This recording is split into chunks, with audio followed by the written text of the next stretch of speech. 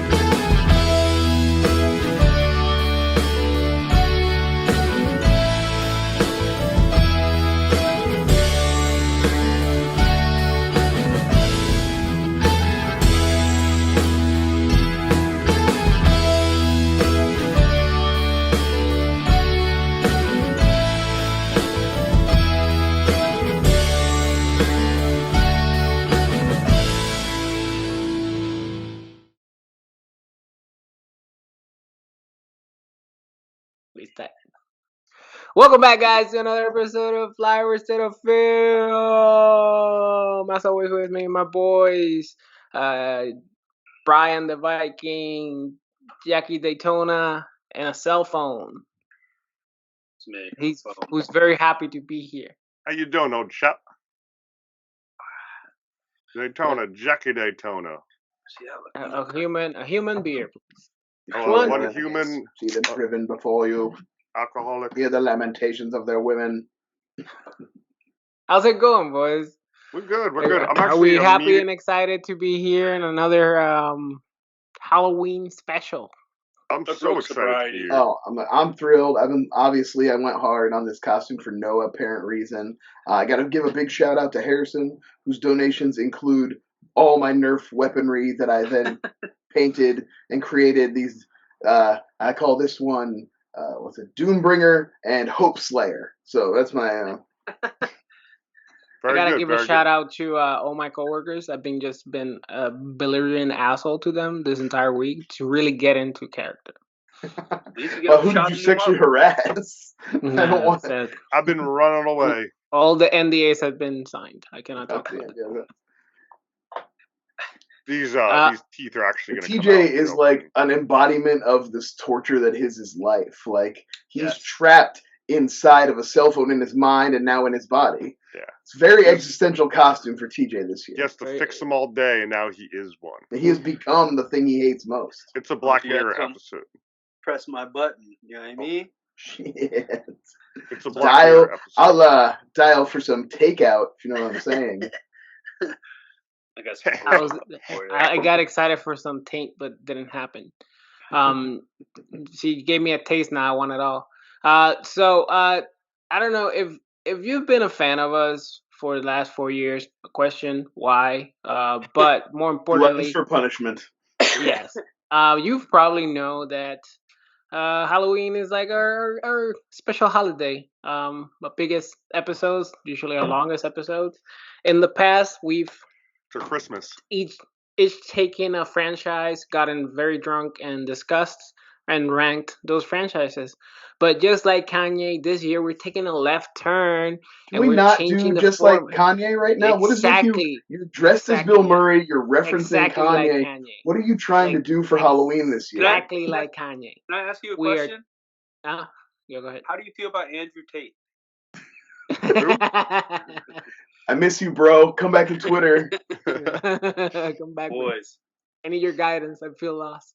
So yeah, we're taking a left turn. This time around, we're doing horror top 10.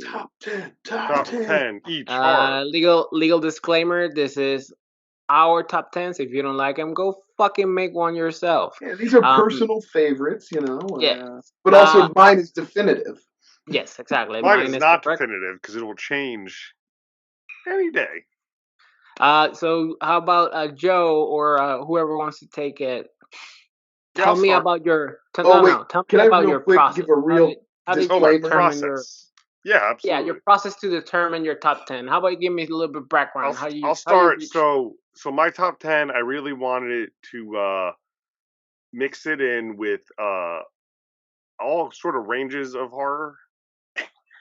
So some psychological, some classics, some horror comedies, and then all so much put into it is rewatchability factor and how many times I've seen it, and how just generally how much I enjoy it. It's truly put together as a favorite, and some of it is pre-warning. Sometimes cliche. Like I would think about something to throw it off, and then be like, well, no, I can't remove X to put in, Y. Yeah, you can't put X. That's a great X movie. is a movie, but Yeah. Put in Pearl. but yeah, that's my process. It was very like I took 30 movies roughly, what came to my head first, listed them out, had some things refreshed to see if I was like, oh yeah, and then if it thought that, and then you made us put Evil Dead 2 in each one, and that was a real curveball because really like. Yeah, we didn't explain that part of the game to It was everybody. a real. No, we'll get there. We'll get there. That was a real handicap to how does this go? Because I don't know about anybody else, but I don't think Evil Dead was in my like immediate top 10 when I was thinking about my top 10. But I took it seriously. Yeah, no, and I feel like I at least felt like after rewatching it, I was like, oh fuck, this movie slaps. But we'll get there eventually. Brian, was your process different than Joe's? Where it's pretty much only one difference specifically that I wanted to mention because it's just a little caveat that I wanted to make. I actually did a top 10 on my old show, DVD Bunker. Drink. So anytime you guys mention one from your list that was on that episode, I'll be bringing it up. No. But in all seriousness, I wanted to not repeat myself, give a chance, because it had a lot of, like, classics, what I would consider classics on it. So give myself a chance to, like, put some more recent stuff on there, on this list. So I said I would have no repeats, but I still tried to, like, be true to, I didn't force anything. I tried to look out for recency bias. There was some stuff I had left off that one that now I think has been out long enough that made it. So, there's probably some that should be on here and that may be on your guys' list depending on how you play it, but they were too horror sci-fi for me, and if I had to add one, I'd had to add them all, and it would have eaten up like a third of my list. So a lot of James Cameron. Well, the point is like there might be, knowing me, you might be like, Brian, this doesn't represent Brian's favorite movies. I know what Brian's favorite movies are. No, you don't. You don't know me. Don't think you know me. Tia, you have any differences from this too? No, well, I kind of got stuck with kind of same thing as Brian as I'm going, because this list took me months to do. And I really This guy's been diligently working. You should have been sending us note taking, comparing them. But I would get caught up like either in the sci-fi horror ones, that I'm sure we'll mention at some point in time, and then even I got locked into like your cliche horror films, like. And when people say horror, especially when it comes on Halloween, it's slasher horror. Yeah, I got caught up in the same thing. Like, you're like, oh well, I have to add one from this franchise because it's just like iconic, yeah. But even then, at that point, I'm like, after I got like a big picture of films in front of me and they're categorized like slashers and sci-fis and stuff like that, I was just like, the slashers, honestly, maybe not even like most of the slashers that you expect, maybe not even top 25. Fun to like they have a lot of like background watchability, but like are they the best horror movies? Not always. No, so that's why like my list has become a little more favorite than. Yes. Oh, absolutely. I think it should be because to argue best is fucking folly. Because I love horror movies that are a one watch, great scare, but like, am I gonna sit down one day and put that movie back on? Probably not. Will I recommend to somebody as a horror movie as one of their first watches? Absolutely, but it's not one that like. It's like I'm gonna lay my cards out a little bit here. It's like I recently just watched Autopsy of Jane Doe. I know it's been out for a while, and I absolutely loved it. Yeah, it's cool. And I was like, oh, that creeped me out. I loved it. I saw it a week ago. I can't put that in my top 10. Right. Maybe if I go revisit it to be like, oh, I want to spook, next year, a couple of years, sure, that might inch its way in because I did really get that much. But yeah, that happened to me with His House. His House is really good. I panicked. I saw His House was going to get taken off Netflix. It was just like Netflix UK. Yeah, it's going on TV or something. I was like, what? Don't do that. So my process was pretty much the same, but I did the asshole move of just sitting down and write down all the horror movies that I love and ended up with legit 110 movies in a spreadsheet. So then I Googled horror subgenres, and LA Film School had 10 subgenres, which was perfect. I was like, all right, fuck great. it. I'm gonna use this category. So I put Okay. categories next to my 110 movies, put them in buckets, then realized that gore could suck my dick, and I eliminated gore. So I did 2 psychological horror movies, and that's Like pretty much my top gore's 10. whatever, but it's never gonna be your favorite. Yeah, no. I don't have any splatter. I can tell you that much. I mean, I don't think I do, but you never know. I have Evil Dead 2 on here. Well, I guess Evil Dead 2 is all on yeah, our list, so exactly. we all Like splatter. I'll enjoy a movie with gore, but like Hostel or a Saw won't never make my top 10. It's just gore porn. Yeah. All right, so how about we start with our resident horror? So let's give a little bit of a background first. We'll each say our top 10. We're gonna start from 10 to first, obviously. Just do round robin, right? Yeah. If somebody has that same pick at a higher seed, we're gonna save the discussion, or save like the talk till the higher seed. Like our boy said, Evil Dead 2 was picked as the movie that we were actually gonna discuss in this episode. Joe came up with the idea to force everybody else to put them in their top 10. So if Evil Dead is your 10, then we'll start the discussion. If not, whenever it falls, then we're actually gonna talk about Evil Dead. So I'll put whenever we get to its highest level, whoever has it highest, that's when we'll talk. Yeah, about I'll put the time mark there. That's the only time mark I'm gonna put. I'm not gonna put time mark for all the fucking other movies. So that's the one. If that's We're the gonna one talk that you about came 40 plus movies here, and they're gonna be like, "Oh, can I get a timestamp?" Well, I mean, yeah, I no. feel like Timestamp for Evil Dead 2 is down there. So I Joe, feel like how I about should you lead start you with? to it. All right, you want me to start? All right, so I gotta take these teeth out. I can't talk with them in. You're gonna Jackie Daytona. Jackie Daytona. It has no more teeth. That to lead this off. I'm a phone. It's actually so I have. It's weird. I think a lot of my honorable mentions, which we'll get to the end, would fit better in a 10 spot. But I really wanted to put horror remakes are such a prevalent, I think, category, and some are done really well.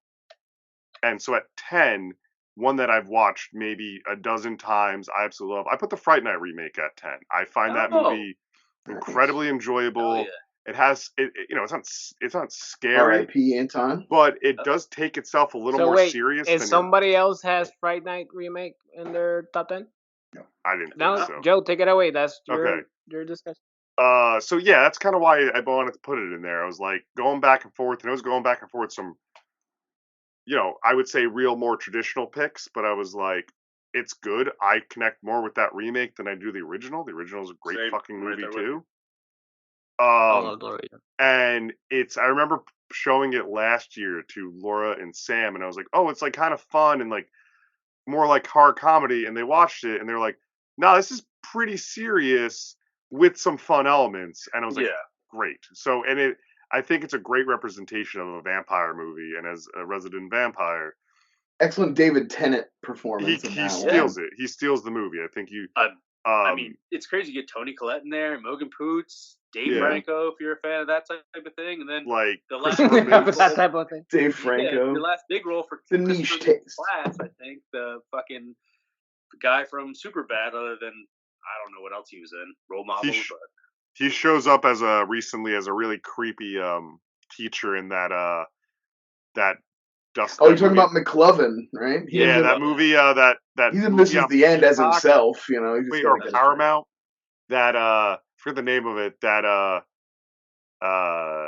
it's some rom com that Dustin from Stranger Things is in. It's not really a rom com. I know what you're talking about. He shows up as like the creepy teacher trying to like hit on the chick. Who's like, you're kind of like adult. So anyway, talk about a real horror movie. But yeah, Fright Night remake. Absolutely adore it. I kept taking it. At 10. I kept taking it off my list, and it kept coming back onto it. I mean, fuck alone. That one scene alone where he's getting his neighbor, the younger girl, out of his house for the first time. The walk around in the downstairs, and Colin Farrell with the apple. It's like the funniest thing for me is that just he knows what he's doing. Colin Farrell, like my favorite penguin shit you give him, but like that him with an apple, and especially one of our favorite lines me and my buddies do to each other every time we see each other, is like, "Hey guy, That's all he does. The whole time. Yeah. Hey guy, you got a sixer? Yeah, got a sixer. I'll double it for you and your mom. But my favorite thing about Colin Farrell, his performance in that, man, these teeth gotta go fucking out, is how he does act feral, like Colin Farrell, but like he acts like sniffing around and like he acts like an animal when the vampire shit comes out. He couldn't control it if he like, had to. Like him not getting invited inside the house and he's all like twitchy about it and kind of looks more like an addict. Like I don't know if like has ever like stood at like your like doorway and you're like, all right, like I'm good, have a good day, like that. All right, but yeah, that's 10. I thought it would come in. The list only gets more cliche. All right, TJ, you're 10. That's a great pick for me. That's one that I wouldn't have never expected, even from someone like you, Joe, and that means nothing bad. You know what I mean? For me, let's just start off, boys. I love the movie. It's a good one. It's fine. This is going to be real quick because I know some of you have it lower. But it's nowhere near Army of Darkness, which even for a horror comedy isn't even my top 25. So I had to put this at number 10, Evil Dead 2. A great film, scary film, but it's just not in my top. That's fair. That's absolutely fair. That's fair. But we're going to push it because I think I have the highest. Ooh. Brian. Ooh, number 10 for me. This was, I had to like check myself and be like, this is an older movie, but I actually only have seen it within the last couple of years, but I've watched it like 2 or 3 times. I got the Blu-ray, like one of those ones I had to have it, and the price was right. Wicker Man, 1973. Oh yeah. I almost put it there. You could watch A Flyover State of Fear with Morgan Robinson. Take a drink. Take a drink.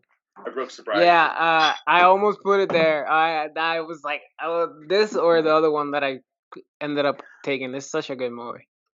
Yeah, I just, directed by a guy named Robin Hardy, who only had 2 other directing credits, I noticed, and one was from 2011. It was like a sequel called The Wicker Tree. Did not have the greatest reviews. No. He made 2 movies. It's got the iconic, masterful Christopher Lee, who is fucking fearless, right? Like, dude had already done his Hammer horror movies at this point, and then it's just like, I'm gonna be the leader of a weird sex cult. At the end of the movie, I'm gonna be prancing around in a dress, and like he's the reason why that movie was able to like get off the ground to get right. Like he used his name to help that movie get made, and I just love. It's got that like. There's a great documentary on Shudder about folk horror if you get a chance to watch it, but it's like one of the first iconic folk horror movies of like. It's all in the bright daylight, but it's still like, I mean, God, there would definitely obviously be no Midsummer without The Wicker Man. And yeah, totally threw me. Yeah. Never knew. Somehow I had heard about The Wicker Man a bunch of times, knew about the remake, knew about the original. No one had, the world had kept the beautiful secret that it is a horror musical. And the music slaps. It's awesome. Like, it's so good.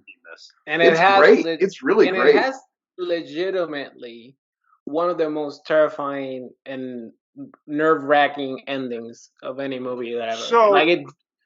Shook me. It's like there's different ways to look at it. Like there's too many ways to look at it. You could look at it from the outside of like the only reason it's scary is because the dude who comes to the island is a weird prude about everything. That's why he's a weird freak. They're just living their life in a way that works for them. No, I thought it was scary because island and everything. Like I thought it was scary because he's like legitimately asking for help, and they're just like.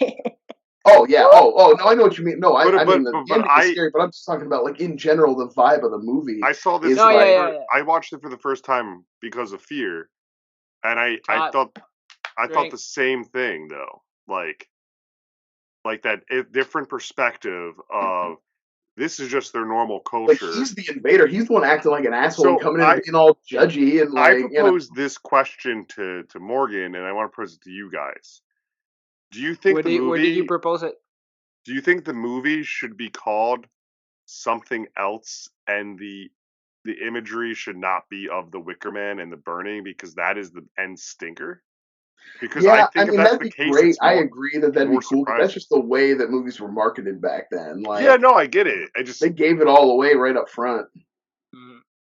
I mean, yeah, obviously, I would prefer it to be like something else, some kind of more cryptic. Yeah, but I mean, now in 2022, they would have been like, you won't expect a twist ending in The scariest movie since The Exorcist.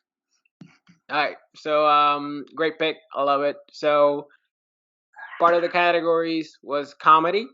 Joe went with a comedy.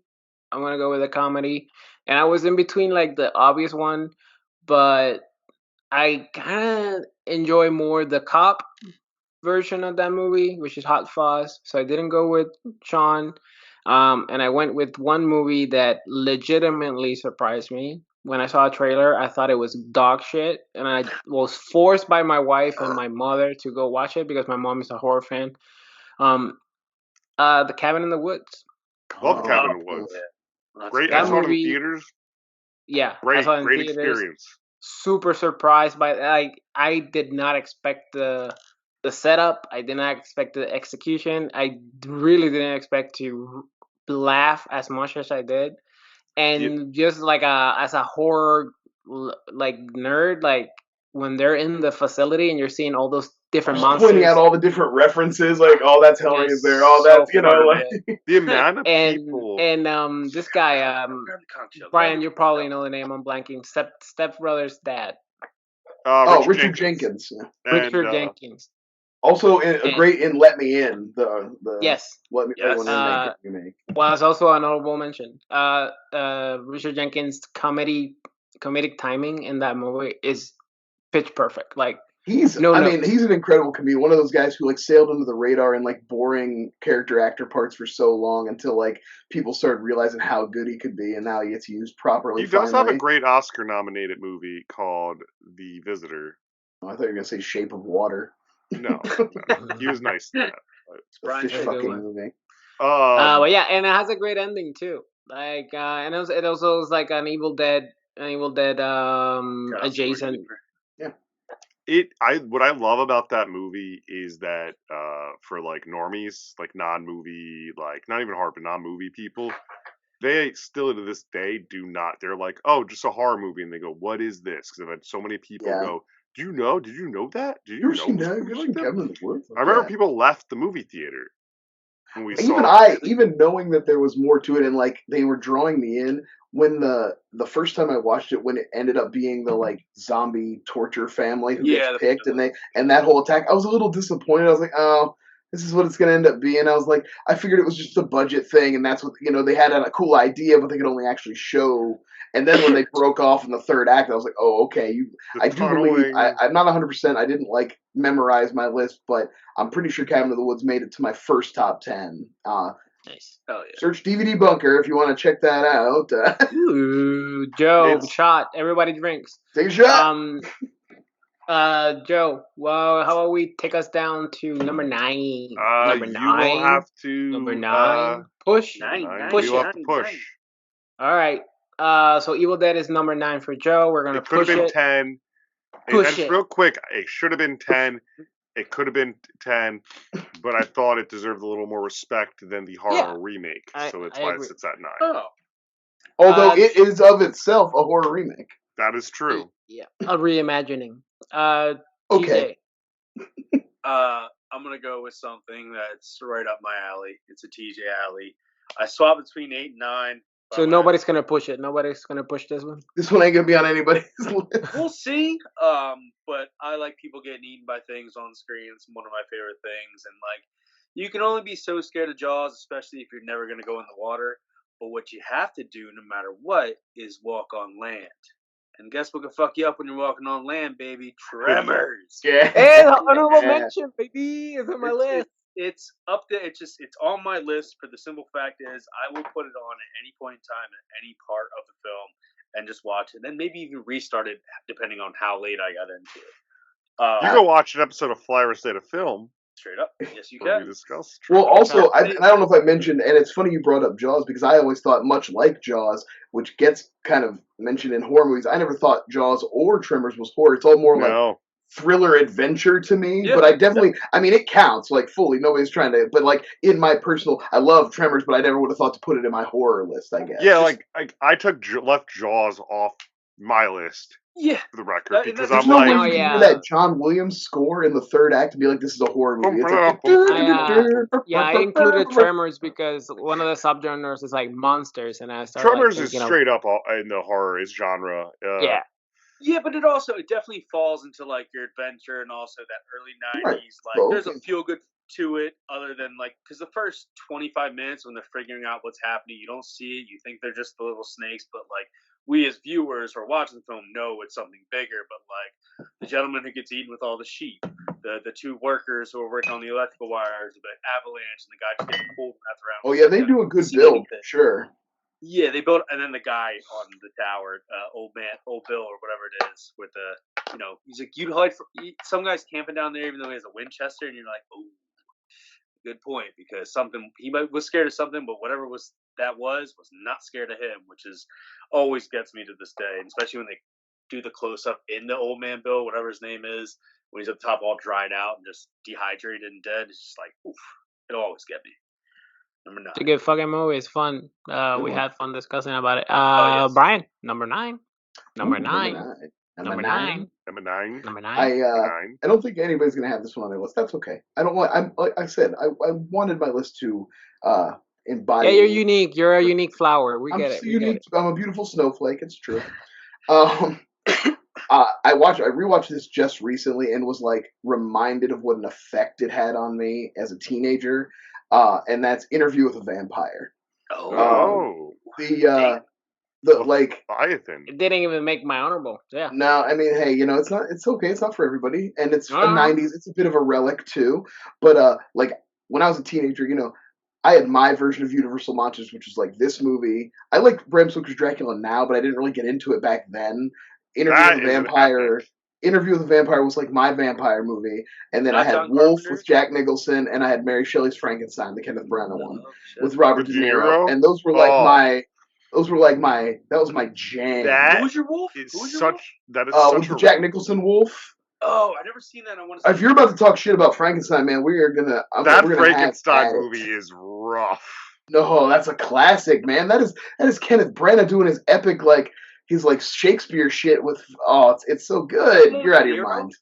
Yeah, the De Niro's the monster. It's got Ian Holm. It's got it was the first time I ever saw. All right, tell us about the gay vampires in Interview. Anyway, yeah, we're talking about okay, so when I was at this age, I'm a teenager when that comes out, and I knew vampires. Vampires, they suck your blood. They're like Dracula, but Interview with the Vampire introduced me to the eroticism of vampires and how they were so horny. Tom that was Cruise not is a thing. so good in that movie. That's definitely one of the best Tom Cruise performances. Is that when he finally got? Yeah, because he doesn't have to show that much emotion. Well, and because it was the first time they let him be a villain, which is his natural state. Like he's fun in that movie. Like I revisited it last year. Like he is so much fun. I think you and Brian, we were texting through the whole thing. We revisited it. Like yeah, and Brad Pitt is kind of a blank slate, but it's what he needs to be because he's your avatar in the story. Yeah, old Kirsten Dunst just destroys. She's on the screen with all these giant stars and just swoops in. You forget Christian Slater is even in the movie, but he is. Oh wow, yeah. Antonio Banderas is in it. And also, shout out to Stephen Ray, who's in some of the worst movies I've ever seen, like Fear.com and The Fourth Underworld. But he's incredible as the dude who's just under Antonio Banderas, who leads the kind of revenge plot against Lestat. And hey man, I like Fear.com, dude. Oh, I want to revisit Fear.com because it's such a funny concept that it can't be good, and that's what I like to value my time with is things like that. But I don't know. I guess there's just a vampire movie for every generation, and this was my Twilight, and I was as into it as girls were into Twilight. So, do you have any interest in watching the TV show? No, but I bet it's good. I don't think it looks bad. I just don't really what's it? It's on. I don't think it's on It's on Hulu. I think it's on Apple, isn't it? Apple? I thought it was maybe Apple. I don't know. I think you're right. I didn't think I had access to it, so I kind of didn't really worry about it too much. I would probably maybe give it a chance if I did have access to it. I mean, Anne Rice's work is interesting. I did not enjoy Queen of the Damned, but it didn't, Hey, R.I.P. Aaliyah. Yeah. All right, my number 9 is the paranormal one. I could have chosen like I don't know, Sixth Sense and stuff like that fall in that the others or. But when I just kept looking at the list, even though it could have been also under the comedic one, The Frighteners. I fucking love So good. love So good. love I that can't fucking argue with movie. that. It's not on my It's- list. God damn, it's so good. Brian, it was on your bunker list. I know it was. It was. All right, course I it guess I'm was. just. One of the rare I'm just- episodes I'm of just- Bunkers I've watched in its history.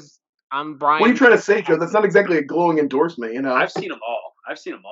That's right. That's right. TJ's a Yeah, real and friend. we If did you were still putting it out, I would watch it. I watch it now. I have more time. We did a main episode on the Frighteners, so we don't need to spend that much time on it. It's funny. It's Peter Jackson.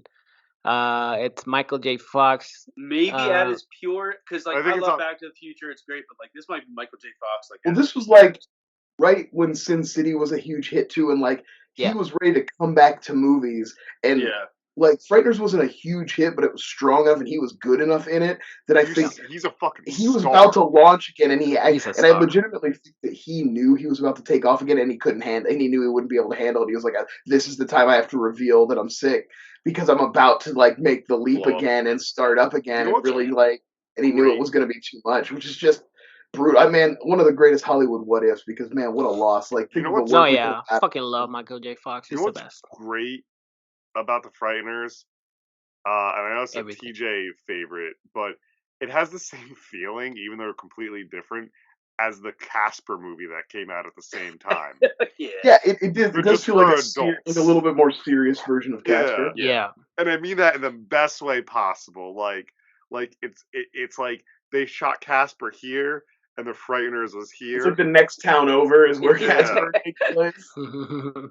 And like despite the movie not being like fully terrifying, I argue that walkthrough when they're walking through the hospital and he's just murdering people left and right. You're seeing the flashbacks are really scary, like and like upsetting to the point where Frighteners could have been a movie I showed to Harrison younger if not for those scenes. Yeah, but there's some intensity in that. All right, we're rocking and rolling. Shout out Jake Busey and the mom from ET whose name is Jake Busey was just in something that I watched in jail. It's great. He's good in it though. Number 8. Yo. Shit. This is going quick. Jackie the Tone. Yeah, number 8. Now we're getting into something that could easily been 2 in my list. Oh wait, no, 8. Sorry. Blah blah blah. Number 8 is a movie that has only, and I mentioned it before, it has only gotten scarier to me as the older I've gotten.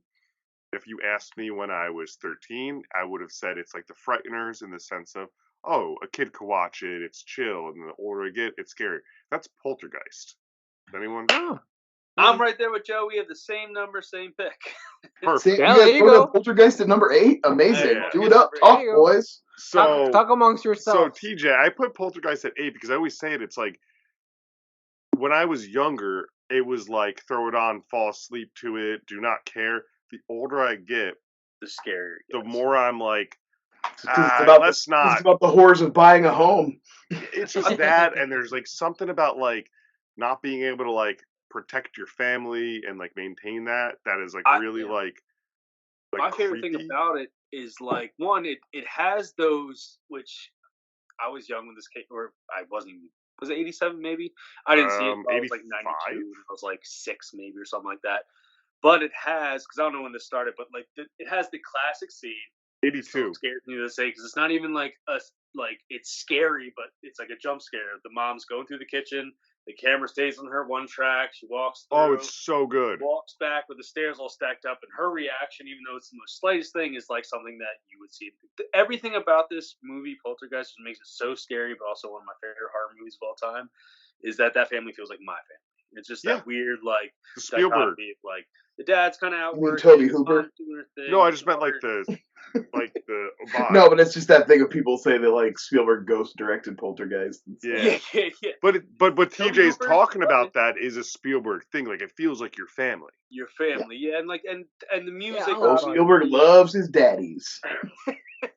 But like I didn't see. This was like one of those movies that like when we have a sleepover, the parents don't think it's a big deal to throw on. You know what I Ooh. mean? Like, oh, it's kind of scary, but also at the end, they get out, everyone survives. One of the best scenes. It's like the back out the clown. hotel room. The clown wrapping around. It's like that's creepy, but But like the you dude get with the over it. chicken and the maggots and the classic face rip apart. It's so good. It's so good. That's will always be because I was like sitting there. I was like ghost movies. Like I'm not gonna name any because you guys might have them, but I had to have some of them in there because It's some those are the ones representation. that scare me the most. Because I don't know about y'all, but I believe in that type of thing. So like that. I just is like different than Tremors. but I like it. It's just one I find myself like when we talk about it now, like I get chills about it because like something about it creeps me out, and it didn't when I was 15.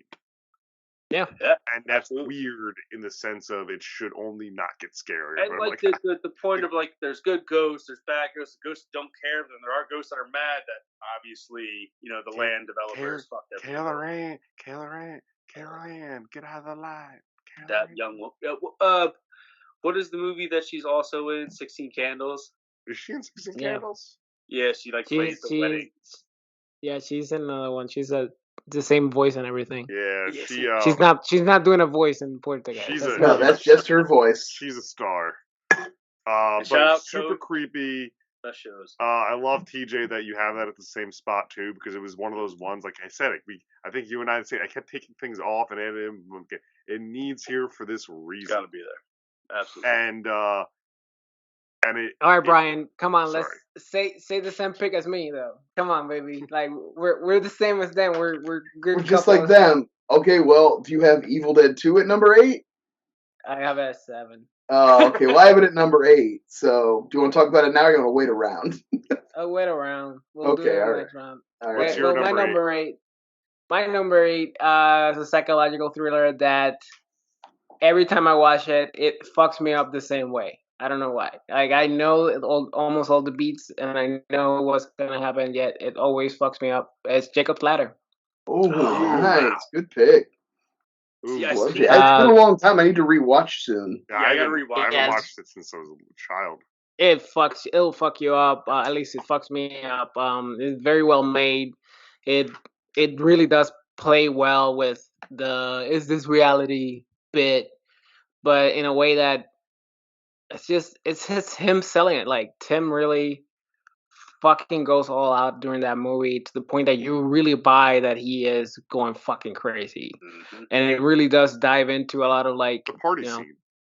A lot of good social Pena, Pruitt Taylor Vince got a good cast in that one. Yeah, no, it's a great cast as well. It's very well made, and the ending is fucking heartbreaking.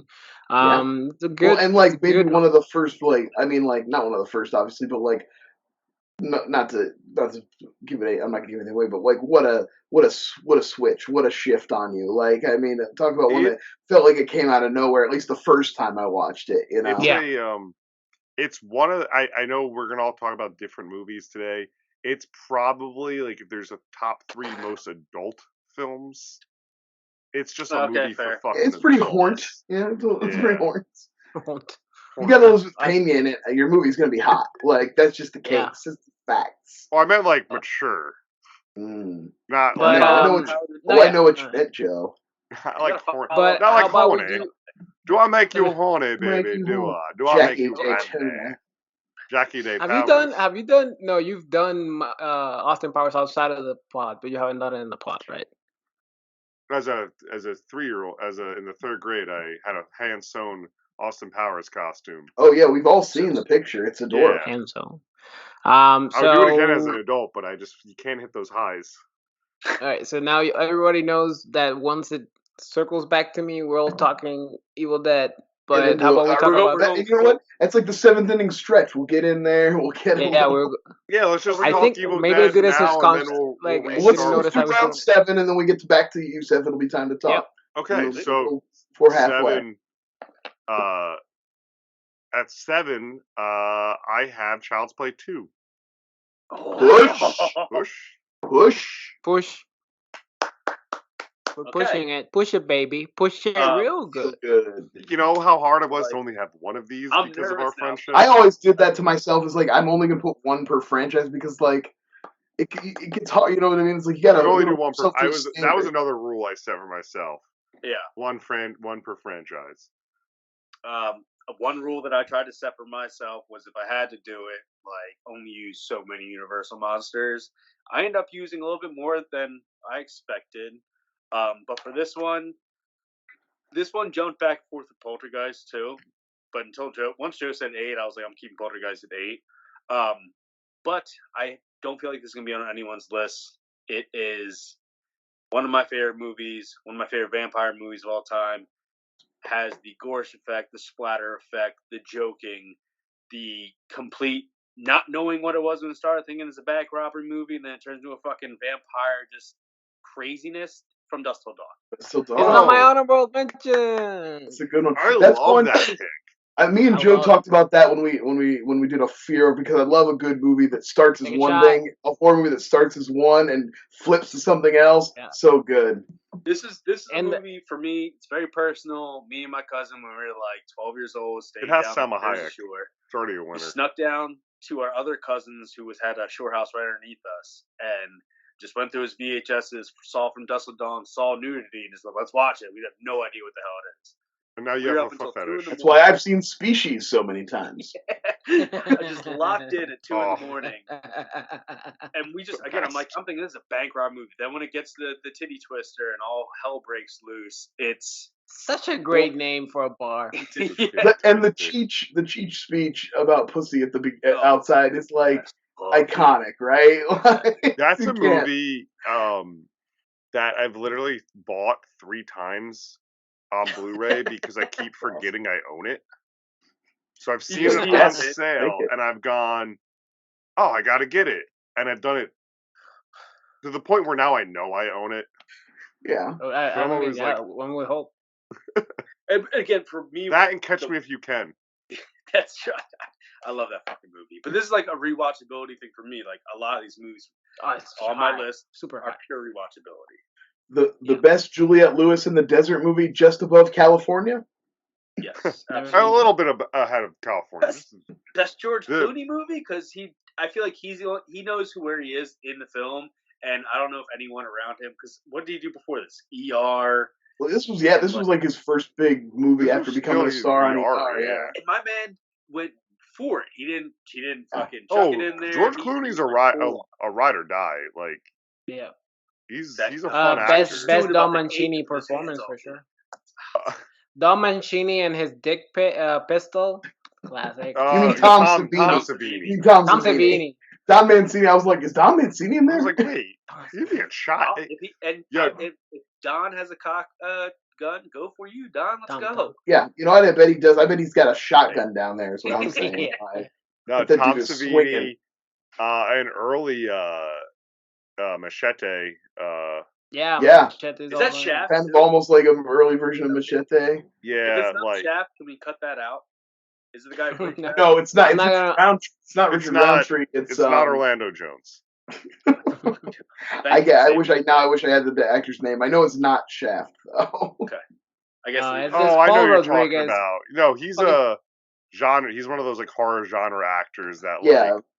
but it's also not the guy from Dawn of the Dead or Dawn of the Dead. That's Ken Foree. It's Ken Foree. It's not Ken Foree either, though. He's I'm the trying to think dad. of He was the father. Fred in, Williams. Is it Fred Williams? Is that his name? Might be. That sounds familiar, but Somebody Foree was fucking the Google father it before in we keep Kenan going and down Kel. this tangent.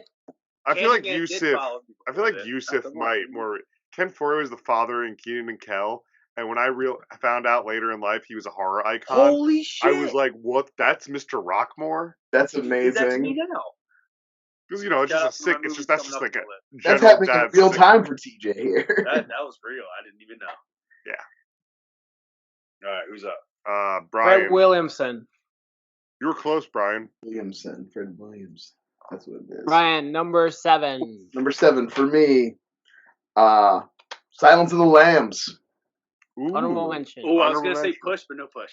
No push. This actually was a last minute. I almost had my list set, and then I looked over at my side, and I actually love a lot most of those movies. Obviously Manhunter, but if I had to pick the one that is the most rewatchable, that is the most performances, that is just like the best made movie, it's hard to take it away from Silence of the Lambs. Just a really strong, straightforward '90s thriller. And the way they used to make them, like The Fugitive and shit. Just and it is tight and strong. And is a great crime movie, but also is legitimately horrific and gory and scary terrifying. and a horror film all in and of itself. Gross, disgusting body horror, obviously.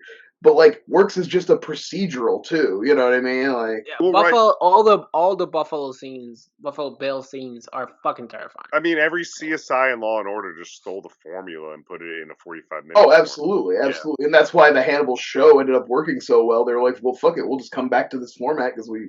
But it mainstreamed horror long before prestige horror was a thing. I'll never forget my dad showing my brother that too young, and then inadvertently I had seen it then a year or two later because my brother was like, watch this, and my brother going when the guy throws the jizz on her, he was like, what just happened? Because he was still too young. Did not spit. He spit on her. He spit. A form of spit. Yeah. I mean, that one. It took me until I was it took me years before I fully watched it, from beginning to end. I always catch it in pieces. I'm it was always on basic person. Well, it's one of those ones that you could if you're of a certain age, you just have osmosis from pop culture. You just know about it from being so prolific, you know. Is it? I have a question. Is it? And this is not an insult, like what TJ say. Is it the Shawshank of horror movies? I could see that. Right. It's kind of always on TV. You could tune in, but it's and it's classy enough that non-horror people will watch it. You know, so, it's that and The Shining. It's got that crossover appeal. You know. Other than when the guy spits on her, there's not too much that you can cut out other than the language, right? It's just language. I mean, there's some gore, obviously, at the end when Lecter breaks out and he's ripping faces. The naked. I think there's a naked cadaver, a dead body. And there's what's his name? Ted Levine. Shout out to Ted Levine from the Tuck. Looking RuPaul's Tuck. Is she a great big fat person? I don't like that your voice is that close to it. All right. It was very close. Another mind blower growing up is that the police detective in Monk is fucking Ted Levine and his Buffalo Bill. Yep. Yeah. That was no. That guy's adorable. Connection. Yeah. All right. So let's talk Evil Dead. Right. So TJ had a 10, Joe had a 9, Brian had an 8, I had a 7. And I said I could have easily put mine at 10. But 10, 9, 8, 7 though. Yeah, I think 10, 9, 8, 7. It could have been at 10. It could have not been on my list at all. But I think when I sat down with it, so I don't think I would have put it on my list had I not watched it. But I'm not sorry it made it to 8 Jusef, with a rewatch. Explain to us why you picked it for us, and it was 7. It's 7 because I honestly love this entire franchise. I love the first one. The first one is more of a slow build. I picked this one because it's just fucking batshit crazy, and it would have landed for a better discussion, more ha-has amongst each other. And Army of the Dead is just more of a adventure. Army of Darkness. Yeah, Army of Darkness. It's more of an I adventure. gave this one extra credit because I realized that it sets up Army of the Dead a little bit better than I expected. And I was like, you know what? I love Army of the Dead. That's probably my favorite of the trilogy. And I was like, I will give this a bump because of that. Grab my deck. Shit. Full disclosure, I never fell in love with the series. I've actually Fair enough. I've rewatched the remake more than I've watched any of the original trilogy. I watched it yesterday. The remake is one of those ones that brutal. I like. It's not bad at all, but the rewatchability of it it hits when it hits, and then once it hits, you It's kind of Yeah. brutal. Yeah. I I rewatched really it. like the remake. But I'm kind of with Joe though. Like aside, I would say Army of Darkness hit with me in the first, and then I Yeah. like went back to the Evil Deads, and I enjoy them, but they're not like my top horror franchise. I had a friend to that level. I had a friend in college who was a Deadite, and I was like, and she would just talk about him, and I was like, I want to love this, and just it's not. You're just ruining it for me. It's just not clicking, right? Like, yeah, I feel like it's. But Yeah, I started to watch a honestly, documentary on Shudder about the Deadites, and I was Rise like, of I the can't. Deadites. I was like, I got about 5 minutes into it. I was like, nope. I can't do this. like the second one more than Army of Darkness myself. So I was happy Jusef picked it. That's why I hit 9. And I've just seen Army of Darkness more. I think Army of Darkness is just love like it's so Army of Darkness. goofy that you yeah, just it's fun. I I do just like feel like this is like the Evil Dead 2 is the best example of what Sam Raimi could do on mixing two Nothing. genres. Because Evil Dead 1 is pure horror, Evil Dead 3 is like slappy adventure, and like you can see yeah. you can see how he truly had this vision of what his horror movie wanted to be and how funny it can be and how outlandish it can be. And the thing that I really respect about this movie is like an hour and 26 minutes, but the movie does not waste a single fucking minute. Like No. it Gets very legit starts and he just I was fucking watching hits, it with like, Sarah, 100. and like she legitimately was like, "Oh shit, we're just getting right into it, huh?" Yeah. Yeah, it's it was like, immediate. yeah. Now that also leads to the she's a- moment where he doesn't hesitate long enough, in my opinion, before knocking his girlfriend's head off with a shovel Oh, and he burying does her and not showing almost hesitate no a emotion about that. No, he not only does he not hesitate to knock it off, he fucking disposes that body in 2 seconds as well. He's like, Immediately. all right. Bruce Campbell don't give a fuck. Just No. Bruce, I haven't seen the first one. Because I don't do it like you guys do. I watch the movie and get at it, but I feel like a lot of you watch like the first and the second if there's multiple ones and kind of get. Is Bruce Campbell more caged in the first Yeah. one? I don't remember. Yeah, it for definitely. so The long. first one's Yeah. more. First one's straight up a student. And he really film. hits his stride through.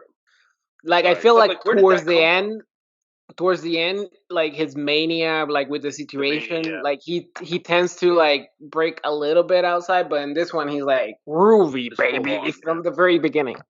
Like they knew what they wanted to do with that character, definitely. And you can tell that I think Bruce is an executive in this one, and he definitely ad-libbed a shit ton. Yeah. So that's one of the things that I really admire about this type of movies, like a shit ton of other horror movies, like even The Wicker Man, for example. It's like this is a very singular vision. It's like if somebody really wanted to make this movie, and they managed to convince a bunch of people to be like follow their vision, and you can tell that they're having a fucking like the It seems like a blood. lot of fun. The Like, Necronomicon. yeah, the blood just fucking pouring out. Yeah. The dancing girlfriend with the head on the. I was gonna say I love all the That's different dope. types of practical effects and gags and setups that are in this movie. It's like Sam Raimi really pulled out all the stops and like all the little tricks that he had learned since the first so one. many. And It's did how so fast many did he shoot new this little one Did at? he little make bits. a movie between 1 and 2? No. No, I was gonna say, how fast did he shoot after one? Because he must have obviously got a bump in Well, the one budget. comes out in what 82 or This 83? is like He had like 4 or 5. 81 is the first one. Yeah, and then this one's 87, I think. Yeah, So I he think it's had to have 87. done so. Yeah, he had to do something in between there for sure. Make some money, Um, but the budget. I mean, obviously the budget was fucking. I want to crazy. talk a little bit about Bruce He did something Campbell. called Crime Wave. Okay. I want to talk a little bit about Bruce Campbell just to be like, do you think he hooked up with Sam Raimi because he was only getting like handsome leading men parts and he was like, I want to do something cool and weird and no one will hire me for that. So I thought gotta they like were- get my buddy and be buddy and like buddy Yeah, I up thought to they were this just guy. film school friends, and he was Right, just like, right. "Do But my like, you know, you movie." look at Bruce Campbell, he's just such a traditionally handsome kind of leading man type. That fucking chin. And I like s- I- without Sam Raimi, that's what he probably would have stayed, you know. yeah, And, we don't. Yeah, and he but- would have probably been forgettable because he's like He would have been he's a on good a actor, soap. but not up to the level of being a leading man in Hollywood. So He like would have been on a needed soap Yeah. opera. get in. He's like, he you know, somebody that reminds me of him is like Nathan Dillon or the Nathan Fillion. Philion. Yeah. I'm killing it today with names. I'm on I always fire. think him and Patrick Warburton too should have been like teamed up. That's in something. similar. Yeah, I was- Yeah, saw a that's video. kind of the same actor. Like they have this, and not to like talk shit about Bruce because he's a good actor, but he's a one note actor. But that one note that he hits is very well hit. Hits. Like He could have been it Superman. hits it out of the park. And also like his chin lends itself to such a great practical effect makeup when he turns into the demon in the beginning, and the eyes are like Have you glazed with watched the show? mist. No, I didn't. I saw the first two episodes and I was like, this is not for me. I watched the whole just- first season and then I said, "This is not for me." I was just wondering. Shout out everyone if you like Marvel Zombie comics. There is a comic where Ash and Howard the Duck team up. Well, that is There's made. also an Ash versus Freddy versus Jason comic if you're into that. Oh, Too. let's go. I did know that. Can you replace? I have it. I'm gonna steal it. Oh, the one I know that we're just like breezing through it because we got shit two more movies. There's no but plot to Evil Dead. We know the Well, plot. also, No. one thing I Go want to to say about Evil Dead cabin, is I find it read funny. the book, read the demons book. come. You know, Bruce- there's Yeah. not like you don't need to People- talk about people the plot. die. of Evil People Dead. die. Bruce But Campbell- the one shot that I want to shot, like there's a bunch, like the camera movement in this movie and the editing is fucking amazing. But the one shot that every time I see it, I go like, oh, so fucking good. Is the mirror shot when Yeah. he's like standing in front of the mirror and then the evil Ash just pops out of the mirror and grabs him. It's so fucking well made. It's so slick and every time I see it, I go like, oh fuck, he did it so fucking well. It's like you don't see it coming if you're not aware of it. But yeah, go ahead. It's sorry. I also wonder if he's really like one of those actors who has a brother that looks exactly like him, and they can just use those Just type double of up. Oh You yeah, like always Terminator. forget there's actors that have like almost twins. You're like, wait, what the fuck? Like Linda Hamilton. Yeah. yeah. Yeah, Terminator. And, It's also really fun that the Evil Dead and Army of Darkness, Evil Dead 2, is one of the few, like, Bruce Campbell's like the only real like final girl Yeah. guy, you know. Well, one that we respect, I should say. and he him not and like only Devin Sawa, he lives well. and he doesn't not really according live at to- the end. I Yeah. hate that guy. Not Nothing only against did Devin he Sawa. not only did he kill his girl quickly in the post of it, he wanted to fuck the new one that came along real Yeah, quick. right. too. He was like, "I'll hook up," even though I just Real buried the quick. girl I brought up here. And then Where's the he's rules? ready to bone that girl, but then they flip back because it's like Linda's like necklace that brings him back from the brink of being a deadite and like Yeah. humanizes him or Did- whatever. So did- he's just horned. He's just so Real horned. quick about Bruce Hey, man, he's Campbell. human. Did any of you guys watch think. the Peacock show AP Bio with Dennis? Oh no, I knew of it. It's not going to continue on, but in the last season, he shows up as his dad. Just basically think of Dennis Reynolds' dad was Bruce Campbell, Yeah. and it is perfect casting. He's so love good that. in it. That's all I wanted to say. But I was listening to Bruce Campbell talk about this. It popped up the other day, and he was like, "Yeah, Army of Darkness is the only movie for a studio that let me be a lead." And it made no money because the studio refused to put the words Evil Dead in front of the name. Yeah. So no one had any Oh, fucking wow. idea what the movie was. Yeah, they didn't know it was a sequel to like a horror. Yeah, an It should- iconic. it just movie. said like a horror Pee Wee Herman movie. And he's pretty, like, rightly so, like, salty about it. He's like, tell the studios I would love to do a movie for a studio again. Yeah, no shit. Yeah, Marvel. But, all right. I guess let's rate it, right? Like if it was a normal episode. Yeah. Joe, let's go into the ratings phase. The right ratings phase. Rating phase. I gotta put that, like, right at, like I said, I put it at 9 because I felt it deserved the respect over Fright Night. And some others to place it, so it's a solid, like, 8-4 for me. 8-4 demon women in the crawl space. The mom. Where's your I buried your mom in the cellar, and she's just like. Oh, that's bad. That was cool. So that would be mine. I think it's great. It's just not for me, but I do think it deserves a You rating. gave it like an that. incredibly high score as far as I'm concerned. For FlyOver, absolutely. I'm thinking, TJ. oh, okay, go fine, Oh, TJ. it's the circle. It's the circle. No, it's fine. I mean, the circle's different for everybody, so when you go like this, it doesn't mean would- anything to me, but okay. For me, it's a high 7, like a 7.5 shovels. Again, it's a fun horror movie. I wouldn't say great. I'm gonna say fun. I respect But that. it is also one of those classics. If you mention the first, you're gonna mention the second, which leads into the third one. It's a great trilogy to even just get into if you're horror. But for me, it's not in my top 25. I've said that again, but it is a really good, fun horror movie, especially around this holiday. 7.5. No, wait, Brian. that's not you. What are you doing? Would you go off to take a dump or something? Okay. Brian. It's wild because both these guys had it rated lower than me, but somehow I think their scores are going to be better than mine. I want to put Evil Dead 2 at about a 6.5 for me. I like Holy Evil shit. Dead 2. I enjoy Evil Dead 2. I love Army of Darkness. Like, Army of Darkness is like an 8 or a 9 for me. So, I think, but I do think it still deserves its place when I'm watching it, and like as far as like putting it in my top 10, would it have been in my top 10 if not? But am I sorry it didn't go at the very bottom? Absolutely not. Like I think it deserves where it landed. Yeah, no, Sam Raimi he's one of those directors that has a direct line into my funny bone, into my movie lover Penis hole. penis. So yeah, there's rarely a Sam Raimi movie that I go like, this is dog shit. If at the least I enjoy them. Yeah, like the Oz Great and Powerful. So, also, my rating in that being... Oh, I sorry. enjoy it. What's your rating? What's your number? It's 8.4 as well. Because I would say, I put 8.4 because nothing that I could put in my top 10, even having it be forced in the top 10, can be less than that score. That's fair. That's reasonable. All right. So now we're back to the top 10. Number 6, Joe. All right, so we are going, which actually might be the most terrifying Or movie not. on my list, like thing that is generally scary. I know we've been hammering this rewatchability. This is more of a, you want something fucking scary and you want to think about it and you want to feel like claustrophobic for the whole time. It's The Descent. That's great. Whoa, I was put it in my top 10. I was so That's my honorable mention Nice. for this. Okay, so I can talk about it? Oh, yeah, go nuts. All right. The Descent is one of the rare movies that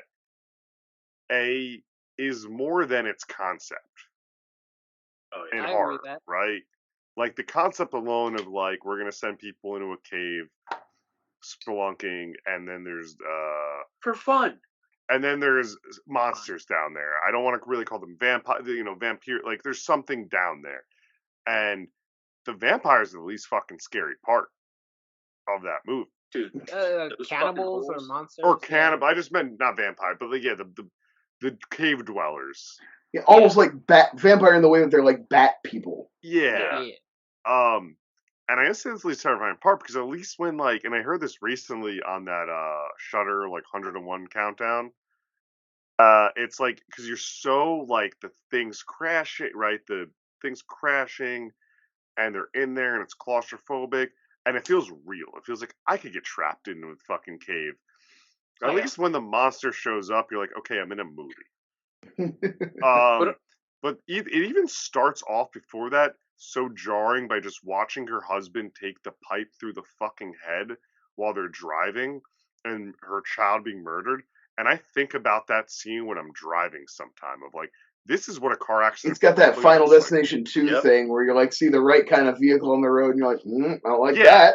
I don't like it. Like that but it is also flips to like the fact that it goes from that, like your straight up drama, to your fun, have a good time, all the girls out getting drunk, now we're going spelunking fun. Then it goes to like, oh, this fucking looks nightmarishly scary. Well, and we talked you talked about From Dusk Till Dawn, same type of thing, where like you think you're watching one type of movie that is scary and intense in its own right. You know what I mean? Like a bank robbery movie with two psychos is scary.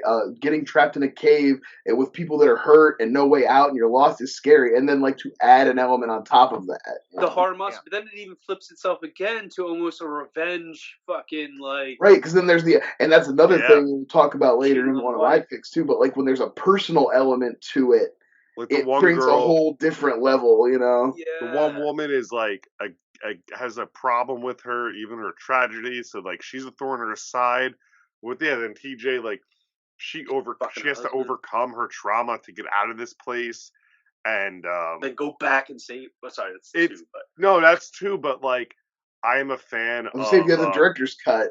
I watched the director's cut when I watch it, and the director's cut is just. Although I do sad. like The Descent too. I love those movies when they pick up the same day, and they bring her back in. 2 energy, you know. I need to know more about this in the chat, please, because I want to hear about it. But could I say spoiler for the director's cut then? Yeah, go for it. Okay, so the director's cut is why also is she gets over this shit and like has that vision of her family, and you think she gets out like she does in the regular cut, Very well. but really She's not. it's in her head, and you see this beautiful. It mimics a famous painting, Caravaggio, where you just see light coming from one end. And it's very dark, and you just see her kind of there with like the challenges of head to get out. So you don't know if she like doesn't make it. But, is it all the monsters out there, and she has the thing, and she has to go through them and all? you just see the light coming through. Yeah, that's great. That movie to me is. I thought the director's cut ended with the thing with her with the birthday cake. She's seeing the birthday cake, and she does, and then it cuts to her but she's actually her with the monsters in the cave, and the monsters. In the the cave. long shot, you see the one. Because the original one, she fucking gets out. takes her friend out and leaves her behind, so she can get out. Right. The director's cut, which leads into the sequel, which I said again I did enjoy. But it's just a really like small movie that feels so like visceral, and it's generally just scary. So I don't know. That's where that sits at. I think that's the scariest my list is gonna get at. It's at 6. TJ 6. All right, 6 for me. And I don't know. I didn't really think about it when it fell this way, but another vampire movie. Again, would you consider it horror? Probably not. But for me, it's a scary movie. It's got vampires. It's a monster movie. The Lost Boys. We've talked about it. Push! That's a fun. Oh, it's a push. Thing. We got another push. A FlyOver State of Fear. Oh, no, sorry. It's 6, too. Oh, you got it at 6, too? Oh, look at these boys. They're in love with each other. This hands down. We did a flyby together about this movie, too. This hands down to me, probably, and I know Buffy, the TV show, took its inspiration from it, but like the simplest but the best vampire makeup you could do without your stone fangs on somebody. No offense, Joe. Yeah. That fell out. Eyes, brutal. Even the voices I like change on them, and like everything about this movie. It's Jusef, help me out here. It's just it's such a fun fucking movie. It's coming of age is very 80s in that it's the most 80s movie there is. It's so fucking 80s, just with the opening of the saxophone sex Joel man. Schumacher. Yeah. God bless him, man. It has this the beautiful homoeroticism of Joel Schumacher. Yeah, it really does have everything. It has a lot of stuff that you can connect at different stages of your life. But when I saw it as a kid, I love the element of the kids taking down the vampires. You know, those two experts that knew everything about the vampires. Corey, just slowly turning into a vampire as well, and trying to save his brother from the elements of the town that they just moved into, and them trying to protect their mother from this evil vampire that's trying to like make her the queen. I think is his plan, right? It is. Yeah. I love the turn too with the guy she's dating being the head. And he's so unbecoming and so looks so nerdy, and then he ends up being like the leader, and it's not Kiefer Sutherland. And that's the best part. And then when you have the rewatch, when you see him come into his shop, like in the movie, and you like see that interaction, it takes on that whole new. Away, yeah. And I love the camera work too. Like they didn't have enough money to shoot them flying around, so they used the camera as a POV of the vampires attacking different people and flying around. The famous scene of the worms, like there's so many iconic moments in that movie that and it's a great cast too. You miss Fucking, sucker. Totally. Oh, dude, that's, it's got yeah. probably one of the best climaxes in one spot in that one house, like just completely Yeah. locked Also, up from anything else. A lot of people talk about the teen hangout in the Teenage Mutant Ninja Turtles from 1990, but the Lost Boys hang out in that like sunken The cave. hotel. That's Hotel, dope. yeah. With the Jim Morrison poster in the background, like sweet. I always thought when I was younger, when I saw this, I didn't know who the Doors was, who Jim Morrison was, and I'm like, oh, one of the vampires just has a giant picture of himself on the wall. Right, he looks like one of the vampires. They all styled themselves after him. But yeah, it's a fucking fun movie, and that's kind of like my thesis of my top 10. There's one here that is not a fun movie, but the rest are just like things that I can just pop in my DVD or my Blu-ray or my VHS and just enjoy it, man. And that movie is pure joy. Oh no, Jusef picked Martyrs. Yeah, that's my number one, baby. Brian, I'd call your wife Number and be like, 6. "What's wrong with your husband?" Number 6. Yeah. I realized when Joe was talking earlier, I too have at least a single remake on my list, coming in at number 6. It's Suspiria from 2018. I have the original. Yeah, the original. Well, we're gonna talk about 2018, baby. I know you love that movie. It's a great movie. I love it so much. I love original Suspiria too, but I like the world building in the new one. I love the cast. Obviously, is incredible. Not just Tilda Swinton, but yeah, Chloe Grace Moretz popping up in the beginning, and I think this is like the Dakota Johnson movie that sold me on Dakota Johnson. She was just the girl from the movies I didn't watch before, and I was like, then I saw her, and so I was like, damn. And Mia Goth as well is very good in this one. It's both brutal and beautiful, and this, you know what I mean? It's just a very incredibly well made film, gorgeous film. I didn't realize that the director is the same guy who directed Call Me by Your Name. Yeah, and he has a new one, Bones and All with Timothée Chalamet, and that one looks fucking great, honestly. I haven't even seen it. Wait, is that the vampire movie with Timothée Chalamet? It's a cannibal movie. Cannibal movie. Yeah, I saw a trailer for that.